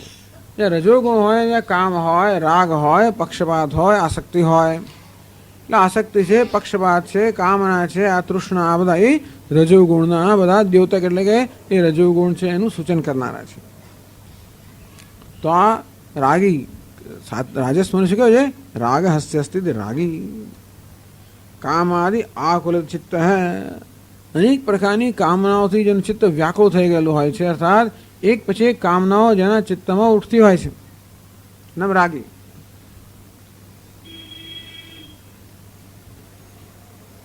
તો વિષય લોલુપ એમ પણ કહેવામાં આવે. જેને વિષયોનું એટલે કે ઇન્દ્રિયના વિષયોનું આકર્ષણ હોય, ઇન્દ્રિયના વિષયો કે અહંકારના વિષયોનું, એટલે એને જેને વિષયોનું આકર્ષણ હોય. કારણ કે એવું છે ને કે મેં કહ્યું પ્રમાણે જ્યારે મનમાં રજોગુણ હોય ત્યારે આપણી જે ઉણપ છે ને એ ઉણપથી આપણે તીવ્ર રીતે સભાન બનીએ. જે કે ઉણપો આપણામાં છે એની તીવ્ર સભાનતા જન્મે. એટલા માટે પછી એમાંથી મુક્ત થવાનો તીવ્ર પ્રયત્ન થાય. એટલે અંદર બહુ ઉણપ ચાલતી હોય, શૂન્યતા ચાલતી હોય, દુઃખ ચાલતું હોય, એટલે આપણે બહાર સુખ દેખાય. એટલે આ રજોગુણો છે એ શું કરતો હોય છે? હંમેશા વસ્તુ છે એવી ના જોઈએ, પરંતુ હંમેશા અધ્યારોપ કરીને જોઈએ. સાત્વિક અંતઃકરણ શુદ્ધ હોવાને કારણે વસ્તુ જેવી છે તેવી જ જોઈએ. સાત્વિક અંતઃકરણ જાણે છે કે ભાઈ સુખ ક્યાં દુનિયામાં નથી, વિષયોમાં નથી, સુખ તો અંતર આત્મામાં છે. એટલા માટે એ વિષયો પર સુખ એ દુઃખનો અધ્યારોપ નથી કરતો, એટલા આપણે રાગ દ્વેષ નથી હોતા એનામાં. રજોગુણી માણસ, રજોગુણી મન કેવું હોય? અધ્યારોપ કરનારો હોય. જ્યાં સુખ નથી ત્યાં સુખનો અધ્યારોપ કરે, દુઃખ નથી દુઃખનો અધ્યારોપ કરે. આમ જગતના વિષયોને જગત જેવું છે તેવું ના જોઈએ, પરંતુ હંમેશા કોઈનો કોઈ આરોપ કરીને જોઈએ. અને એમ સુખનો આરોપ કર્યા પછી પોતે જ ઈચ્છે કે મારા જોઈએ છે, દુઃખનો આરોપ કરે પછી એ જ દ્વેષ કરે. એટલે રજોગુણનો સ્વભાવ, રજોગુણમાંથી આવો અધ્યારોપ થતો હોવાને કારણે હંમેશા મનુષ્યની દ્રષ્ટિ વિકૃત બની ગઈ હોય, તેથી વસ્તુ જેવી છે તેવી ના જોઈએ, પણ રાગ દ્વેષના ચશ્મા પહેરીને જોતો હોય અને તેથી આ રાગ અને દ્વેષ બંને અનેક પ્રકારની કામનાઓ જન્માવે. રાગ હોય, આસક્તિ હોય, એટલે કશા વગર મને ચાલે નહીં, એ મળે તો જ મને સુખ થાય, ન મળે તો ના થાય, આવી જાતનો તીવ્ર જ્યારે આવી તીવ્ર તૃષ્ણા હોય કે રાગ હોય અને ત્યારે મારામાં ઈચ્છા જન્માવે કે મારે જોઈએ જ છે. અને દ્વેષ એટલે વિરુદ્ધ, આ તો ના જ જોઈએ, આ હોય તો આને તો હું સ્વીકારી જ ના શકું, આઈ કેનોટ સ્ટેન્ડ ધીસ, બસ એટલે આ તો ના જ જોઈએ, આનું સહન કરી જ ના શકું. અને એટલે પછી મનમાં આવેગ જન્માને કેમ દૂર કરવો. એટલે આવા મનુષ્યની પ્રવૃત્તિ પોતાને ગમતી વસ્તુને કેમ પ્રાપ્ત કરવી અને અણગમતી વસ્તુને કેમ દૂર કરવી એમાં જ હોય. પણ ગમતું અણગમતું તો પોતાના વ્યક્તિગત ખ્યાલો છે, નથી કલ્પનાની દુનિયામાં જ રાચતો હોય છે આ માણસ. પછી અનેક નિરાશાઓ સાંપડે, જે પ્રકારની સુખની કે સલામતીની અપેક્ષા રાખેલી એ વસ્તુઓથી ના મળે પછી દુઃખી થાય. પણ ટૂંકમાં આવું છે, રજોગુણી માણસો આ પ્રકારનો સ્વભાવ હોય, રાગ દ્વેષ વાળો સ્વભાવ હોય, બધા ભાગના મોટા માણસો આવા જ હોય. એટલે ભગવાન વારંવાર આની ગીતા વાત કરતા હોય છે. ખરેખર તો આ જ વસ્તુ આપણા જ્ઞાનમાં આડે આવતી હોય છે. મનનો આવો જે સ્વભાવ છે ને એ જ આપણને વસ્તુ જેવી છે તેવી સમજતા રોકતું હોય છે. આમે પણ આપણે કોઈને મળીએ કરીએ ત્યારે ભાગ્યે જ વસ્તુ છે એવી જોઈએ, આપણા મનમાં જે વિચારો એનો આપણે ખ્યાલ ઉડાડીને પછી જ જોતા હોઈએ છીએ. આ માણસ મળે તરત આપણા મનમાંથી એક ખ્યાલ જન્મે, આ તો નકામ હોય, ખરાબ છે, આમ તેમ એમ કરે પછી જ જોઈએ આપણને. જેમ પોસ્ટમેન પાસે પેલું ટપાલ આવે એટલે સિક્કો માર્યા પછી આગળ જવા જ ના દે ને. આપણું મન પણ કશું આવે, કોઈ માણસ આવે, વ્યક્તિ આવે, સંજોગો પછી વસ્તુ આવે, પહેલાં સ્ટેમ્પ લગાવે. રાગ દ્વેષ, ગમે છે, સારું છે, ખરાબ છે, ઈચ્છનીય અનિચ્છનીય, ઇષ્ટ અનિષ્ટ, એવો સિક્કો માર્યા વગર આગળ બુદ્ધિમાં જવા જ ના. પછી બુદ્ધિ નિર્ણય લે ને. અંદર સાહેબ નિર્ણય કહે એટલે પેલો જે કારકુન જે હોય ને એ કારકુન કયા પ્રકારનો શેરો મારી આપે એના પછી સાહેબ નિર્ણય લે ને. નિર્ણય લેનાર બુદ્ધિ સાહેબ છે, પણ એને માહિતી આપનાર કોણ છે? પેલું મન. એ આ બધા આવા સિક્કાઓ લગાવી જવા દે અને પછી બુદ્ધિ નિર્ણય લે, બિચારી ખોટો નિર્ણય લે. એટલે આ રાગ અને દ્વેષ એ તો બહુ સામાન્ય વસ્તુ છે. એટલે આ રાજસ કરતા રાગી. તેથી કર્મફલ પ્રેપ્સુ, રાગ અને દ્વેષ બંને હોવાના કારણે કર્મફલ પ્રેપ્સુ, કર્મફલાર્થી, ટૂંકમાં હંમેશા કર્મફળ માટે તે બધા લોકોને કર્મફળ માટે કિંમત હોય, પણ આ તો કર્મફળ જ મહત્વનું છે, એના માટે કર્મ મહત્વનું નથી. એના માટે સાધન મહત્વનું નથી, સાધ્ય મહત્વનું છે. એને કારણે શું થાય છે કે ઘણીવાર સાધનનો કર્મનો ભોગ અપાય. આનાથી શું આપણે મળવાનું છે મહત્વનું બની જાય ત્યારે આપણે શું કરીએ છીએ, કેમ કરીએ છીએ મહત્વનું ના રહે, કારણ કે એમાંથી શું મળવાનું છે મહત્વનું બની જાય. એટલે ઘણીવાર કર્મની ગુણવત્તાનો ભોગ અપાય.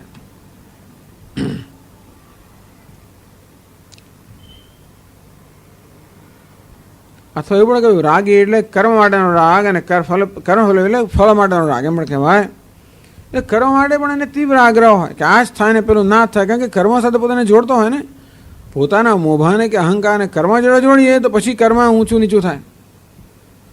જો આપણે કર્મ ન જોડીએ તો સ્પર્ધા ના થાય. સ્વામી દયાનંદ મહારાજ કહે કે વૈદિક સંસ્કૃતિ કેવી હતી?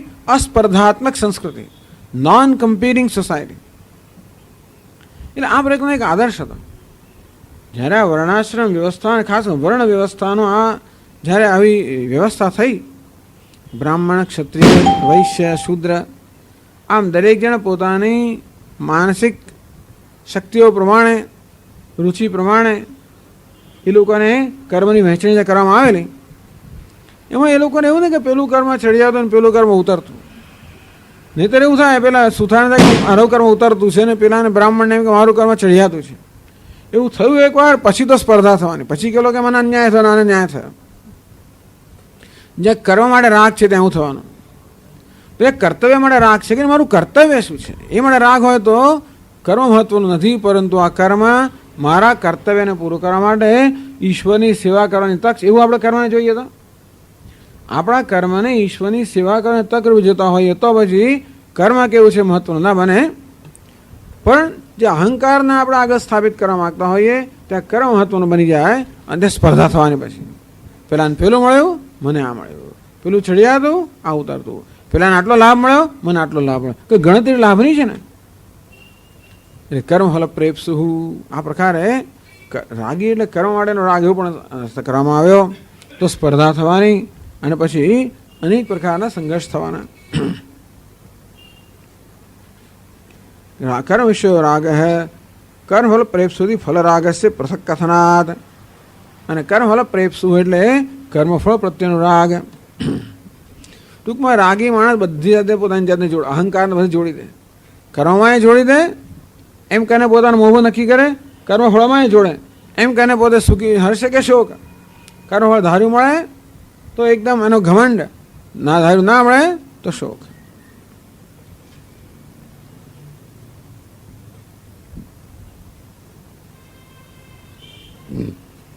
પછી લુબ્ધ લોભી, આ લોભ પણ એ રજોગુણની વૃત્તિ છે. 14મા અધ્યાયમાં કહ્યું લોભ પ્રવૃત્તિ આરંભ કર્મણામ અશમ સ્પૃહા. લોભ એક પછી એક પ્રવૃત્તિ, કર્મનો આરંભ થયા જ કરતો હોય, નવા નવા કર્મ, નવી નવી યોજનાઓ. અશમ મનમાં ક્યારેય શાંતિ ના હોય, સ્પૃહા અનેક પ્રકારની બધી સ્પૃહાઓ કે આસક્તિઓ હોય. એટલે કહ્યું કે આ રજોગુણી કરતા કેવો છે લુબ્ધ લોભી. તો લોભીની વ્યાખ્યા કરે છે પરદ્રવ્યેષુ સંજાત તૃષ્ણ.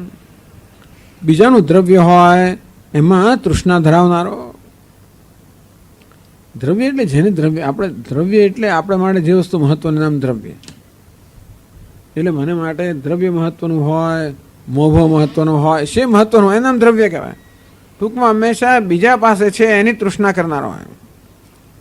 પેલા પાસે વધારે દ્રવ્ય છે, એને વધારે માન છે, એને પેલું એમ ટૂંકમાં આવી રીતે. પર દ્રવ્યેષુ સંજાત તૃષ્ણા. બીજાના દ્રવ્યમાં, બીજાની મહત્તામાં, બીજાના મોભામાં, બીજાની જે છે એના તરફ નજર હોય. ટૂંકમાં હંમેશા પોતાની જાતને બીજાના ધોરણથી માપતો હોય ને.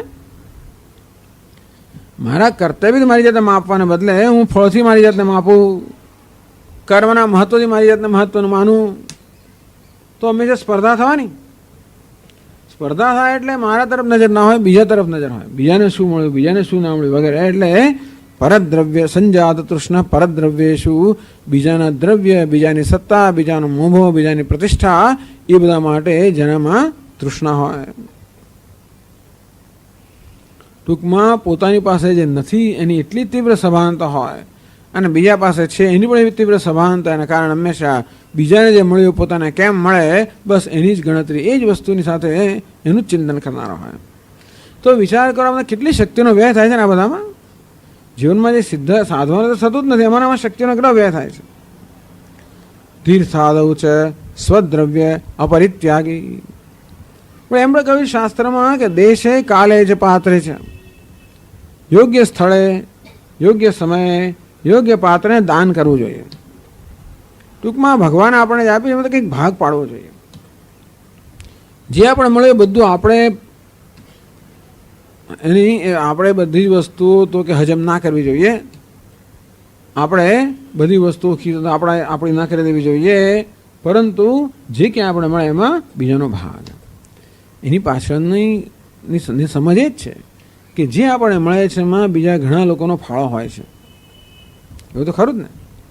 પેલો પ્રવચનનો ગીતા જ્ઞાન યજ્ઞ થતો હોય, જ્ઞાન યજ્ઞમાં તો પણ સ્વામી તો સ્ટેજ પર બેસીને પ્રવચનો આપે તો દુનિયાને એમ કે આનો યજ્ઞ, એવું નથી હોતું ને. બીજા 50 માણસ કામ કરતા હોય, 1 મહિના 2 મહિનાથી આનું યોજના થતી હોય, અને કેટલા લોકો કેટલું બધું મૂક રીતે કામ કર્યું હોય, પાછળ જઈને કામ કર્યું હોય, ગમે જાત જાતનું કામ, વધારે કામ કર્યું હોય. અને તેથી કોઈ પણ કામ જ્યારે થતું હોય આપણા વડે ત્યારે આપણને એ જાણ હોય, સમજ હોય કે મારી આ સફળતામાં કે કર્મની સિદ્ધિમાં અનેક લોકોનો ફાળો છે. અને તેથી આમાં જે લાભ મળે એમાં બીજા લોકોનો ફાળો છે. અને તેથી એ ભાગ એમને આપવો. આ દાનની પ્રથા એ રીતે જ આવી. એ ઉપરાંત જે કે આપણને દ્રવ્ય મળે એમાં કશા ને કશા દોષ રહી જાય, કારણ કે આપણે પૈસા કમાઈએ એટલે કંઈ કંઈ તો આડી અવળી વસ્તુ થવાની છે. પૈસા આવે ને એટલે કશુંક તંદર હોય છે, અને એટલે જે દોષ આવે એ દોષમાંથી મુક્ત થવાનું દાન કહેવામાં આવે છે. પણ આ માણસ લોભી કેવો છે? તીર્થાદૌ છે સ્વદ્રવ્ય અપરિત્યાગી. તીર્થ વગેરે યોગ્ય સ્થળોએ જ્યારે દ્રવ્યનો ત્યાગ કરવો જોઈએ, અર્થાત જે જરૂરિયાત હોય એમને આપવું, એ ના આપે. એટલે છૂટે જ નહીં એને. એટલે લોભના બે પાસા થયા. એક તો પોતાની પાસે જે નથી અને એવી તીવ્ર સભાનતા કે હું કેમ મળ્યું, બીજા પાસે જે કેમ મેળવું.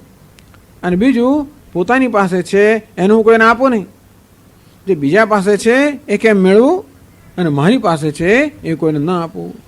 આ પ્રકારની વૃત્તિને લોભ કહે છે. લુબ્ધ હિંસાત્મક પરપીડા કર સ્વભાવ એવું છે ને. આમ રાગ દ્વેષ હોય કે કામ ક્રોધ હોય ને એટલે એનાથી પ્રેરણા કર્મ થાય, એનાથી કોઈને કોઈ રીતે લોકોને બીજાને ઈજા થવાની છે. એટલે બીજાને પીડા કરવાનો જે સ્વભાવ છે એવું થઈ જાય.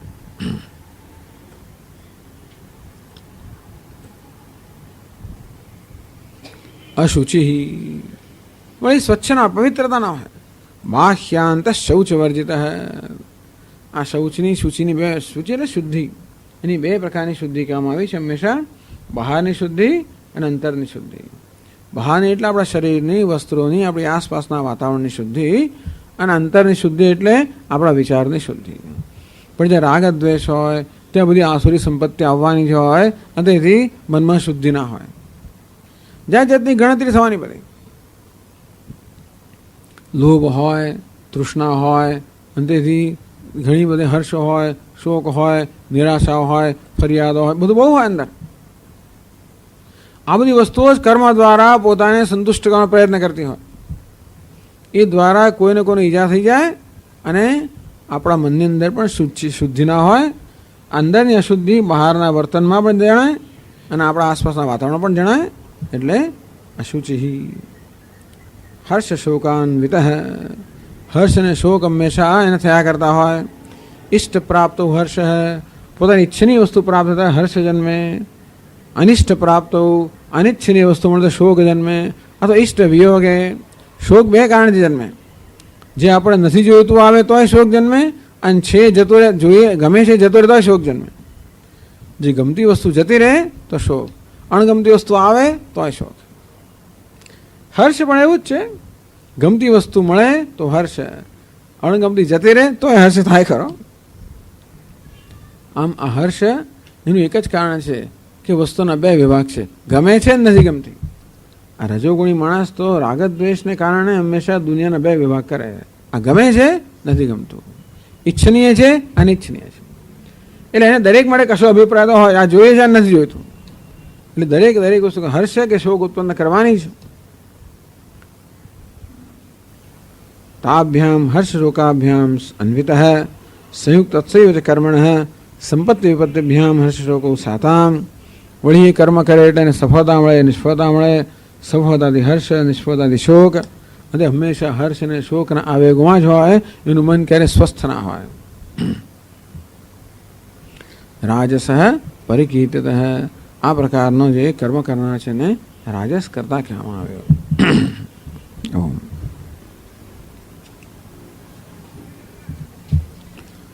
ઓમ પૂર્ણમદઃ પૂર્ણમિદં પૂર્ણાત પૂર્ણમુદચ્યતે પૂર્ણસ્ય પૂર્ણમાદાય પૂર્ણમેવાવશિષ્યતે. ઓમ શાંતિ શાંતિ શાંતિ. શંકરં શંકરાચાર્યં કેશવં બાદરાયણં સૂત્રભાષ્યકૃતૌ વંદે ભગવन्तौ પુનઃ પુનઃ. ઈશ્વરો ગુરુરાત્મેતિ મૂર્તિભેદવિભાગિને વ્યોમવદ્વ્યાપ્તદેહાય દક્ષિણામૂર્તયે નમઃ. ઓમ શાંતિ શાંતિ શાંતિ. હરિ ઓમ. શ્રી ગુરુભ્યો નમઃ. હરિ ઓમ.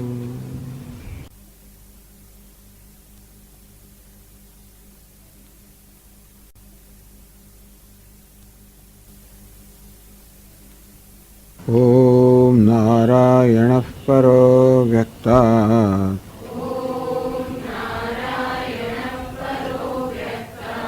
અંડમવ્યક્તસંભવम्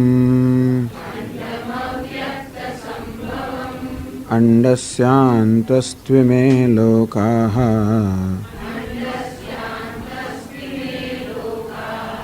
સપ્તદ્વીપા ચ મેદિની.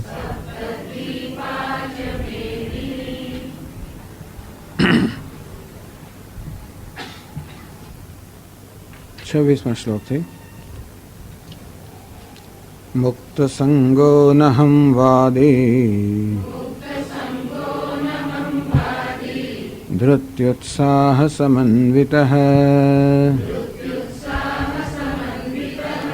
સિદ્ધ્ય સિદ્ધ્યોર્નિર્વિકારઃ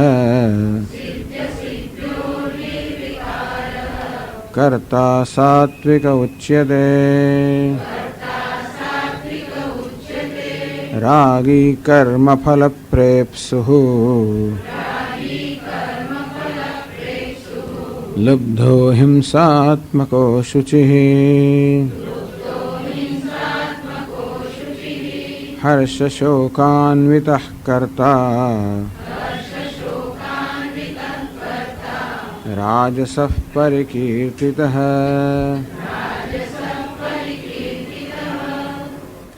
આમ કરતા કર્મ કરનાર જે છે એના 3 વિભાગ કરીને ભગવાન સમજાવે છે. સાત્વિક કરતા રાજ એટલે જેના મનમાં સત્વગુણનું પ્રાધાન્ય છે એ જ્યારે કર્મ કરે ત્યારે એ કેવો હોય. જેના મનમાં રજોગુણનું પ્રાધાન્ય છે એ કર્મ કરે ત્યારે એની વૃત્તિ કેવી હોય. અને જ્યાં તમોગુણનું પ્રાધાન્ય છે એ માણસ કર્મ કરે તેની વૃત્તિ કેવી હોય. એ પ્રકારે કરતા અર્થાત કર્મ કરનારના સત્વ રજસ તમસ આ 3 ગુણથી વિભાગ પાડીને બતાવે છે. મુક્ત સંગ અનહમવાદી ધૃતિ ઉત્સાહ સમન્વિત. સાત્વિક કરતાની વાત કરે છે. મન જ્યારે આપણું સાત્વિક હોય ત્યારે મુક્ત સંગ તો સંગથી મુક્ત. હું આ કર્મ કરું છું અભિમાનથી મુક્ત એટલે કે હું ઈશ્વરનું નિમિત્ત છું અને ઈશ્વર મારી દ્વારા કર્મ કરી રહ્યો છે એ પ્રકારે નમ્રતાથી જે કર્મ કરતો હોય. કર્તૃત્વ બુદ્ધિ છે કરી પરંતુ પેલો ઘમંડાથી કે હું કંઈક કરું છું, હું કરું છું પણ ઈશ્વરની કૃપાથી કરું છું, અનુગ્રહથી કરું છું એમ કર્મમાં પણ જેને સંગ નથી, અભિમાન નથી કે કર્મફળમાં પણ અભિમાન નથી. મુક્ત સંગ અનહમવાદી હું કરું છું એ પ્રકારનો વાદ જે નથી કરતો, એવી જે જાહેર નથી કરતો. ધૃતિ ઉત્સાહ સમન્વિત ધૈર્ય અને ઉત્સાહથી યુક્ત. ધૈર્ય પોતે જે કર્મ ધાર્યું છે એ કરવામાં મુશ્કેલીઓ આવે તો મુશ્કેલીઓ પાર કરવા માટે જે ધૈર્ય જોઈએ એ ધૈર્ય ધરાવનાર છે. અર્થાત કે વિઘ્નો કે સંકટ આવે તો એને વશ થઈ જતો નથી પરંતુ જે કાર્ય પોતે કરવા ધાર્યું છે એને કરવા માટેનું પૂરતું ધૈર્ય ધરાવે છે. ઉત્સાહ કોઈ પણ કાર્ય કરવામાં ઉત્સાહ જોઈએ. ઉત્સાહ વગર કંઈ ના થઈ શકે. સમજાવે કે ઉત્સાહ ના હોય, ખાસ કરીને કોઈ વીર્ય કે શૌર્યનું કાર્ય કરતો ઉત્સાહ જોઈએ. તો મહાભારતના યુદ્ધમાં કર્ણ જ્યારે સેનાપતિ નિમાયો કૌરવોનો ત્યારે શલ્ય એનો સારથી હતો. શલ્યને સેનાપતિ થવું હતું પણ દુર્યોધને કર્ણને નિમ્યો અને શલ્ય બહુ કુશળ સારથી હતો માટે શલ્યને સારથી તરીકે નિમ્યો. પણ શલ્યને આ કર્ણ માટે ખૂબ ખૂબ અણગમો. સૂદપુત્ર હું ક્ષત્રિય રાજા નાનો સારથી.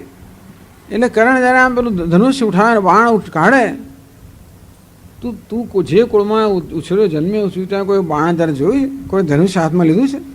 કોઈ તારા બાણ અનુસંધાન કર્યું છે? તરત પેલા નિરુત્સાહ કરી નાખ્યો. શું આ બાણ લગાવે? તું આ કેમ લગાવે છે? બીજું બાણ લગાવો. આમ કરીને નિરુત્સાહ કરીને કર્ણને તો કોઈ પણ આપણે અગત્યનું કાર્ય ઉત્સાહ કરી ના શકીએ. આ કેવો છે? ઉત્સાહ સમન્વિત. ઉત્સાહ એટલા માટે છે કાર્યનો ઉત્સાહ હોય છે. એ તો કર્મ કરવાનો એક આનંદ હોય છે. કર્મ કરવાનો એક આનંદ હોય અને કર્મને કારણે ઈશ્વરની સેવા થઈ રહી છે, ઈશ્વરનું કાર્ય થઈ રહ્યું છે. એમાં હું નિમિત્ત રૂપ બન્યો. ભગવાને આ કાર્ય કરવા માટે મને પસંદ કર્યો. જેમ 11મા અધ્યાયમાં ભગવાને કહ્યું કે તસ્માત તોત્તિષ્ઠ યશો લભસ્વ. અર્જુન તું તારે યુદ્ધ માટે તત્પર થઈ જા અને યશ પ્રાપ્ત કર. આમ મેં તને ખાસ પસંદ કર્યો છે. તારે કશું કરવાનું નથી, માત્ર યશ પ્રાપ્ત કરવા માટે તને પસંદ કરાયેલો છે. આમ આ ભગવાનનો ભક્ત છે સાત્વિક કરતા કે હું ભગવાને મને આ કાર્ય કરવાને પસંદ કર્યો એટલે આમ કાર્ય થઈ રહ્યો એનો ઉત્સાહ જન્મે. કર્મ કરવાનું છે એનાથી જ ઉત્સાહ. જે કર્મ થયું છે એનો આનંદ એને કારણે પણ ઉત્સાહ. એની દ્વારા ભગવાનની સેવા થઈ એટલે ઉત્સાહ. આમ ધૃતેન ઉત્સાહ સમન્વિત સિદ્ધ સિદ્ધ્યો નિર્વિકાર કર્મના ફળ પ્રત્યે કોઈ વ્યક્તિગત એને પ્રયોજન નથી. કર્મ કરે એટલે સફળતા એટલે કર્મ સારી થવું જોઈએ એ રીતે જ કરે, પણ એ દ્વારા વ્યક્તિગત રીતે પોતાને કશો લાભ થયો કે નહીં એ પ્રત્યે ઉદાસીન છે. તેથી સિદ્ધ સિદ્ધ્યો નિર્વિકાર. અરે કર્મ સફળ ના થાય તો પણ નિર્વિકાર, એને અભિમાન નથી કે હું કર્મ કરું છું. અને તેથી આ મારી જવાબદારી છે એવું માનતો નથી, ઈશ્વરની જવાબદારી છે. કર્મની સફળતા મળે એનો યશ પણ ઈશ્વરને છે, કર્મ સફળ ન થાય એ પણ ઈશ્વરની ઈચ્છા. સિદ્ધ સિદ્ધ્યો નિર્વિકાર. વિકાર ક્યારે જન્મે આપણામાં? વિકાર એટલે કે પ્રત્યાઘાત, જેને અંગ્રેજીમાં કહે રિએક્શન. એ રિએક્શન પ્રત્યાઘાત ક્યારે જન્મે? આપણે જ્યારે એની સાથે જોડાયા હોઈએ ત્યારે. આમ કર્મ સાથે આપણા અહંકારને જોડીએ ત્યારે કર્મ પ્રત્યે પ્રત્યાઘાત જન્મે. કોઈ વસ્તુ સાથે આપણી જાતને જોડવું એટલે કે એનાથી આપણી જાતને માપવી. અભિમાનનો અર્થ એવો થાય છે કે બીજી વસ્તુથી આપણી જાતને માપવી, એનું નામ અભિમાન. આમ દેહમાં અભિમાન એટલે દેહ દ્વારા મને માપવો, જેટલો દેહ એટલો હું, એનું નામ દેહનું અભિમાન. તેમ કર્મ અભિમાન એટલે કર્મ દ્વારા મારી જાતને માપો. કર્મ ચઢિયાતું હોય તો હું ચઢિયાતો છું, કર્મ ઉતરતું હોય તો હું ઉતરતો છું. આમ તો કર્મ માટે પણ રાગ દ્વેષ હોવાના. જે કોઈ વસ્તુ દ્વારા મારી જાતે માપતો હોઉં એ માટે પછી રાગ દ્વેષ હોવાના. એટલે કર્મથી જ્યારે મારી જાતે મુલાવતો હોઉં કે કર્મ ઊંચું હોય તો હું ઊંચો, કર્મ નીચું હોય તો હું નીચો, તો કર્મ માટે રાગ દ્વેષ રહેવાના જ. તો પછી સ્પર્ધા થવાની કે બીજું કોઈ કર્મ વધારે ચડિયાતું, બીજું કર્મ ઉતરતું. મારું કર્મ ચડિયાતું તો ઘમંડ ગર્વ જન્મે, મારું કર્મ ઉતરતું હોય તો મને નિરાશા જન્મે. તેમ કર્મ ફળ સાથે મારી જાતને જોડું, અર્થાત આ કર્મનું જે ફળ આવ્યું, પરિણામ આવ્યું એ માટે મારી જાતને જવાબદાર ગણું. તો મારી જાતને સફળ માનું કે નિષ્ફળ માનું? સફળ માનું તો પ્રત્યાઘાત હર્ષનો, નિષ્ફળ માનું તો પ્રત્યાઘાત શોકનો. આમ પ્રત્યાઘાત જન્મે છે હંમેશા આપણી જાતને જોડવાથી જન્મે છે.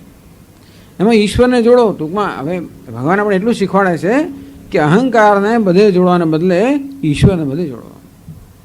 ખરેખર ઈશ્વર નાહમ કરતા, મેં કર્મ નથી કર્યું, ઈશ્વર કરનાર છે. મેં આ ફળ નથી ઉત્પન્ન કર્યું, ઈશ્વર ઉત્પન્ન કરનાર છે. હું નથી કરી રહ્યો, ઈશ્વર કરાવી રહ્યો છે. જેટલે હું છે આપણા જીવનની અંદર અહંકાર અને સ્થાન ઈશ્વર સ્થાપિત થાય. સ્વામી દયાનંદજી મહારાજ કહે less of I, more of Ishwara, less of I. આપણા જીવનમાં ઈશ્વર જેટલો વ્યાપક બને એટલો અહંકાર સંકુચાય. ઈશ્વર આપણે જેટલો પ્રસરે એટલો અહંકાર સંકોચાય. એક દિવસ એવો આવે ભગવાનની કૃપાથી કે ઈશ્વર આપણા વ્યક્તિમાં બધો જ વ્યાપી જાય, અહંકાર તદ્દન સંકોચાઈ જાય. એનું નામ યોગ. આ પ્રક્રિયા દ્વારા ઈશ્વર કેવી રીતે આપણા જીવનો વ્યાપ્ત થાય અને અહંકાર જે છે કેવી રીતે ધીમે ધીમે સંકોચાતો થાય, નષ્ટ ના થઈ જાય. અહંકાર નષ્ટ કે એનું મિથ્યાત્વ જ્ઞાનથી થાય. પણ કર્મયોગથી મોટાભાગનું કામ થઈ ગયું હોય ત્યારે જ્ઞાન દ્વારા પછી છેલ્લો ફાઇન ટચ, રિફાઇનમેન્ટ થાય. પેલું કહે ને ભાઈ 20મો ઘાથી આ ઝાડ કપાયું, પેલો 19 ઘાની જરૂર હતી, 20મા ઘાએ જ કાપ્યો નથી આવતો. પેલો કુહાડી માર કરે છેલ્લે પેલું ફાટે. એનો અર્થ નહીં કે એક જ ઘાથી ફાટ્યું. 20 ઘાને માર્યા પરંતુ 19 ઘાએ પોતાનું કામ કર્યું ત્યારે 20મો ઘા કામ કરી શક્યો. અને તે રીતે આ દ્વારા આપણો અહંકાર મહદ અંશે જ્યારે નમ્ર બન્યો હોય, સંકુચિત થયો હોય, ઓગળ્યો હોય, સાત્વિક બન્યો હોય ત્યારે જ્ઞાન છેલ્લું કામ કરે. પછી નહીતર જ્ઞાનની કોહળી માર કરી તો થાય નહીં, કારણ કે પેલું બહુ આટલું મોટું લાકડું હોય. જ્ઞાનની કોહળી તો બહુ વિચારી એકદમ સૂક્ષ્મ હોય એટલે બંધ થઈ ગયું. આપણે તો સાત્વિક કરતામાંથી શીખવાનું છે, બીજા બધામાં તો શું ન શીખવું. ભગવાન આ શ્લોક સત્વનો આપે એમાંથી શું શીખવું, રજસ તમસનો આપે જેમાંથી શું ન કરવાનું શીખવાનું, શું કરવાનું એમાંથી શીખવાનું, શું ન કરવું એ પેલા બીજા 2 શ્લોકમાંથી શીખવાનું. પણ સિદ્ધ સિદ્ધ્યો નિર્વિકાર હે. આ રીતે ઈશ્વરને બધું સોંપી દેવામાં આવે ત્યારે આપણે એટલે નિર્વિકાર રહીએ. આપણા ઘરમાં રસોઈ આવે ને કોઈ મહારાજ મસાલો હું કરીશ એવું આપણે જ્યારે કહીએ ત્યાર પછી સ્વાદ નાટે એ કે ભાઈ તો તીખું થયું કે તમે જવાબદાર, સારું થયું તમે, તો એ નિર્વિકાર ને, કારણ કે આપણે કર્યું છે ને. તેમ ઈશ્વરને પાસે મસાલો ખવડાવે આપણે. એટલે કે આપણે ઈશ્વરના જેટલા ઊંચે સેવક હોઈએ, જેવી આપણી જેટલે ઊંચે ભાવના કે સમજ હોય એટલે ઊંચે ઈશ્વર જવાબદાર છે. તો યશ પણ એને માના માટે, અને અપયશ મળે તો પણ તારી આપણે સ્વીકારવો પડે છે કે છતાંય પણ વ્યવહારની દ્રષ્ટિએ આપણે અપયશ લેવો પડે, પણ છતાંય ઈશ્વરનો પ્રસાદ છે. યશ મળ્યો એ તો ભગવાનને આપી જ દેવાનો, એ તો રાખવાનો જ નહીં માથે. અપયશ આપણે ભગવાનને ના અપાય તો ભગવાનના પ્રસાદ રૂપે આપણે સ્વીકારી લઈએ. એમાંથી શું શીખવાનું છે? આમ કેમ નમ્ર બનીએ આપણે? નિષ્ફળતામાંથી નમ્રતા જન્મે, સફળતામાંથી અહોભાવ જન્મે. સફળતા હોય એટલે આપણે ઈશ્વર પ્રત્યે અહોભાવ કે કયો અનુગ્રહ કૃપાળો છે. નિષ્ફળતા મળે નમ્ર ભાવ કે આપણે મર્યાદિત છે. નિષ્ફળતા ના મળે એ જ સ્વામી દયાનંદ મહારાજ કહે કે જીવનમાં સફળતા મળે છે જ મોટું એક આશ્ચર્ય છે. આપણા જીવનમાં કશી વસ્તુમાં સફળતા મળે એ જ મોટું આશ્ચર્ય છે. કેમ? કારણ કે બધી રીતે આપણે મર્યાદિત છે. આપણું જ્ઞાન મર્યાદિત છે, આપણી શક્તિ મર્યાદિત છે, આપણી સંકલ્પ મર્યાદિત, બધું મર્યાદિત છે ને. મારી તો એકદમ અલ્પ છે. અને એટલે આપણે કર્મ કરતાં પહેલાં આપણી સમજ પ્રમાણે એનું શું પરિણામ છે અંદાજ બાંધીએ અને એમાં શું શું મુશ્કેલીઓ આવશે એ પ્રમાણે તૈયારી બધી કરીએ. બહુ તૈયારી આપણે પ્રમાણે કરીએ, છતાં પણ કહી કેમ શકાય કે કયા પ્રકારની મુશ્કેલી આવશે? ક્યારે પેલો વાયર નીકળી જાય, ક્યારે કશું કહેવાય છે ને. એટલે ગમે તેટલી આપણે તૈયારી કરીએ જ છીએ ને, દર વખતે કરીએ, છતાંય પણ નવી નવી વસ્તુ નીકળે. એક દાડો ત્યાંથી વાયર નીકળે, બીજો દાડો અહીંથી નીકળે, તે દાડો અહીંથી પણ નીકળે. વાયરો એટલા બધા છે ને કે ક્યારેક માઇક્રોફોન નીકળે છે, ક્યારેક સ્પીકર નીકળે છે, ક્યારેક એમ્પ્લીફાયર નીકળે નહીં, અંદર હોય તોય પણ ના જોડાયેલા હોય, જ્યાં જાતનું થઈ શકે. અર્થાત આપણી શક્તિ મર્યાદિત છે, આપણી સમજ મર્યાદિત છે, બધું મર્યાદિત છે. અને એટલે જો વસ્તુ બરોબર ચાલે તો એ મહાન આશ્ચર્ય. ખરેખર વસ્તુ ચાલે એ આશ્ચર્ય છે. જેમ ડૉક્ટરો કહે કે આપણા શરીરની અંદર એટલી બધી ગૂંચવણ ભરેલી આખી રચના છે કે એમાં વસ્તુ બગડવાની હજારો શક્યતાઓ છે. આ છતાં આપણું શરીર ચાલે છે, વ્યવસ્થિત ચાલે છે, એ જ એક મોટું આશ્ચર્ય છે.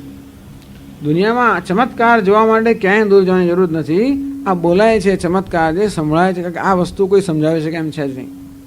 દેખાય છે એ ચમત્કાર છે, સંભળાય છે ચમત્કાર છે, બોલાય છે ચમત્કાર છે. એ એટલે આવું કોઈ બહાર કરી ના શકે. કોઈ દેખતું માણસ બનાવી શકે, સાંભળતું માણસ બનાવી શકે, બોલતું માણસ બનાવી શકે.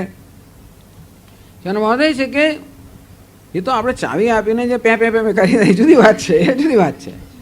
પણ વિચાર કરીને બોલવું, કયો શબ્દ પછી આ બધું કરવું, એ તો ટૂંકમાં પેલું ટેપ રેકોર્ડ તો આપણે જ બોલ્યા છીએ, અંદર બોલતું હોય, એ જુદી વાત છે. એટલે કદાચ કોઈ બનાવે તો એ શું થઈ ગયું? આ તો મોટો ચમત્કાર છે જ. એટલે ટૂંકમાં આપણને સફળતા મળે એ મોટો ચમત્કાર છે. નિષ્ફળતા મળે એ સમજી શકાય એવું છે. એટલા માટે આવા સાત્વિક મનુષ્યને નિષ્ફળતામાં તો આ તો હોય જ ને, એવું તો થાય જ. સફળતા મળે તો કે ઓહો શું ભગવાનની મહાન કૃપા છે. આમ સફળતામાં ઈશ્વરની કૃપાનો અનુભવ કરે, નિષ્ફળતામાં નમ્રતાનો અનુભવ કરે કે બરાબર છે. એટલે આપણે આ માણસને કોઈ દુઃખી કરી જ ના શકે. પેલા એન્જિન ડ્રાઈવરની જેમ એને કોઈ કશું દુઃખી જ ના કરી શકે. એન્જિન ડ્રાઈવર તો પેલા સ્ટીમ એન્જિન પાસે જો હોય, ડ્રાઈવર સાહેબ આટલી ઉનાળામાં તો ગરમી નથી લાગતી, અને આ સ્ટીમ એન્જિનની સામે ઊભો છે, મને શું ગરમી લાગે? શિયાળામાં ઠંડી ન લાગે, આ બોઇલર રૂમમાં મને ઠંડી શું લાગે? એને કશું લાગે જ નહીં. તેવી રીતે આને સાત્વિક વસ્તુ, ઈશ્વરનો ભગવાનનો ભક્ત છે. જેટલે છે આપણો અહંકાર, રાગદ્વેષ, ઘમંડ, આ બધી વસ્તુઓ ઈશ્વરને સોંપેલી છે.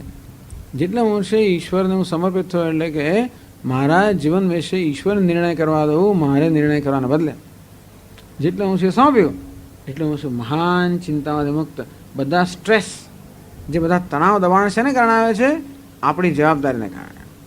જેટલે હું છે જવાબદારી ઈશ્વરને સોંપવામાં આવે એટલે હું છે આપણે સ્ટ્રેસમાંથી, તણાવ દબાણમાંથી મુક્ત. એનો અર્થ એ થયો કે ઈશ્વરને સોંપ્યા પછી ઈશ્વર જે કે એ આપણે પ્રેમથી સ્વીકારવું પડે. પછી ઈશ્વરને સોંપ્યું, પછી આપણે તો ટેક્સીમાં બેઠા છીએ, ડ્રાઈવરને સોંપ્યું, કહ્યું કે આ જગ્યાએ લઈ જા, પછી આખો દડાને કહે કરીએ ને આમ કરીને તેમ કરે, બરાબર નથી. કોઈક વાર જુદી વાત છે, પણ સામાન્ય રીતે આખો દડો આપણે ડ્રાઈવ કરે બરાબર નથી. એને સોંપ્યું તો ઈશ્વરને સોંપ્યું તો સોંપ્યું. ક્યારેક ઈશ્વરને કહે કે ભાઈ આમ ના કરીશ, આમ કરે, જુદી વાત છે, પ્રાર્થના કરીએ વગેરે. પણ સામાન્ય રીતે પછી એને આપણે કરવા દઈએ, એના નિર્ણયને આપણે સ્વીકારી લઈએ. એટલે કરતા સાત્વિક ઉચ્યતે. કર્મ કરનારો મનુષ્ય છે ને સાત્વિક.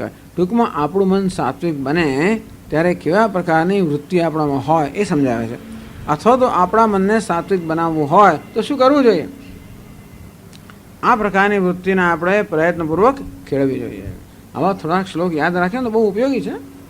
બધાને થોડા શ્લોક, આ શ્લોક બહુ સરસ છે. અને રાગી રજોગુણી માણસ કયો? રાગી કર્મફલ પ્રેપ્સુ લુબ્ધ હિંસાત્મકો શુચિ. એ થઈ ગયો છે પણ મને લાગે છે હર્ષ શોકાન્વિતઃ કર્તા રાજસ પરિકીર્તિતઃ.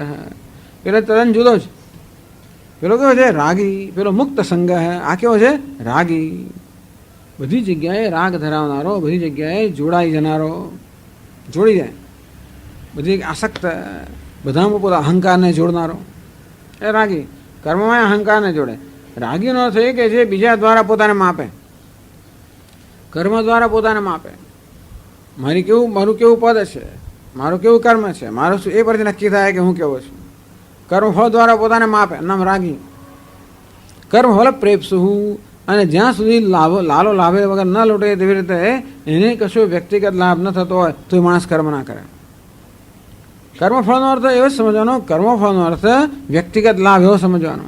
કર્મફળનો અર્થ કર્મનું પરિણામ એવું નહીં સમજવાનો. કર્મ કરી એટલે કર્મનું પરિણામ તો આવે જ, પણ એ પરિણામ દ્વારા હંમેશા આપણે કંઈક વ્યક્તિગત રીતે હંમેશા કશું ઈચ્છતા હોઈએ છીએ. આપણે વ્યક્તિગત યશ, લાભ, ખ્યાતિ કશુંક મળે એવું આપણે ઈચ્છતા હોઈએ છીએ. તો પેલી લાભની, ખ્યાતિની, યશની જે આપણી ઈચ્છા, એને જ કર્મફળની આસક્તિ કહેવાય. ભગવાન ગીતામાં કર્મફળની આસક્તિની વાત જ્યારે કરે ત્યારે દરેક મનુષ્યના મનમાં પૂજા, લાભ, ખ્યાતિ આ પ્રકારની જે એક જરૂરિયાત હોય છે ને, ઈચ્છા, એને આપણે દરેક કર્મ જોડે જોડીએ છીએ, કર્મફળ જોડે જોડીએ છીએ. મારી જાતને જોડવો એટલે શું? કર્મ દ્વારા મારી ખ્યાતિ, લાભ, પૂજાનો નિર્ણય કરવો, કર્મફળ દ્વારા મારી મહત્વનો નિર્ણય કરવો. હિંસાત્મક અશુચિ. આ માણસ પોતાના લાભમાં એટલો બધો પરોવાઈ ગયો હોય એને કારણે બીજાને ગેરલાભ થાય છે એ જુએ નહીં. ઘણીવાર માણસો બસ કે ટ્રક લઈને રસ્તા પર ચલાવતો હોય પે પે પે હોર્ન વગાડીને એવા જતા હોય કે બીજાનું જે થાય ખરો, હટી જાઓ. જો ગાય બાય બચ્ચા હોય તો કઈ, કૂતરો જે આવ્યું તો ગયું. એટલે ઘણીવાર માણસો પોતે જે સિદ્ધ કરવાનું છે એમાં એટલા બધા રત હોય છે, એમાં એટલા આસક્ત હોય છે, એને કારણે માણસ બીજા પ્રત્યેની સંવેદનશીલતા ગુમાવી બેસતો હોય છે. કે આને કારણે બીજાને દુઃખ પડે છે, બીજાનું કોઈ નુકસાન થાય છે, બેના હક પર તરાપ વાગે છે. હવે કોઈ જાતની સંવેદનશીલતા, સેન્સિટિવિટીનો હોય જ નહીં. એને ખબર પણ ના હોય ઘણીવાર કે હું બીજાને નુકસાન કરું છું, બીજાને આગળ જવા દેતો નથી, બીજાના હક પર તરાપ મારું છું, બીજાનો રસ્તા પર હક છે તોય હું હક લઈ લઉં છું. એમ કરીને પોતાની પાસે જે શક્તિ હોય એનો ઉપયોગ બીજાના રક્ષણમાં કરવાને બદલે બીજાના શોષણમાં કરે કે બીજાને નિયંત્રિત કરવામાં કરે. આવો રજોગુણ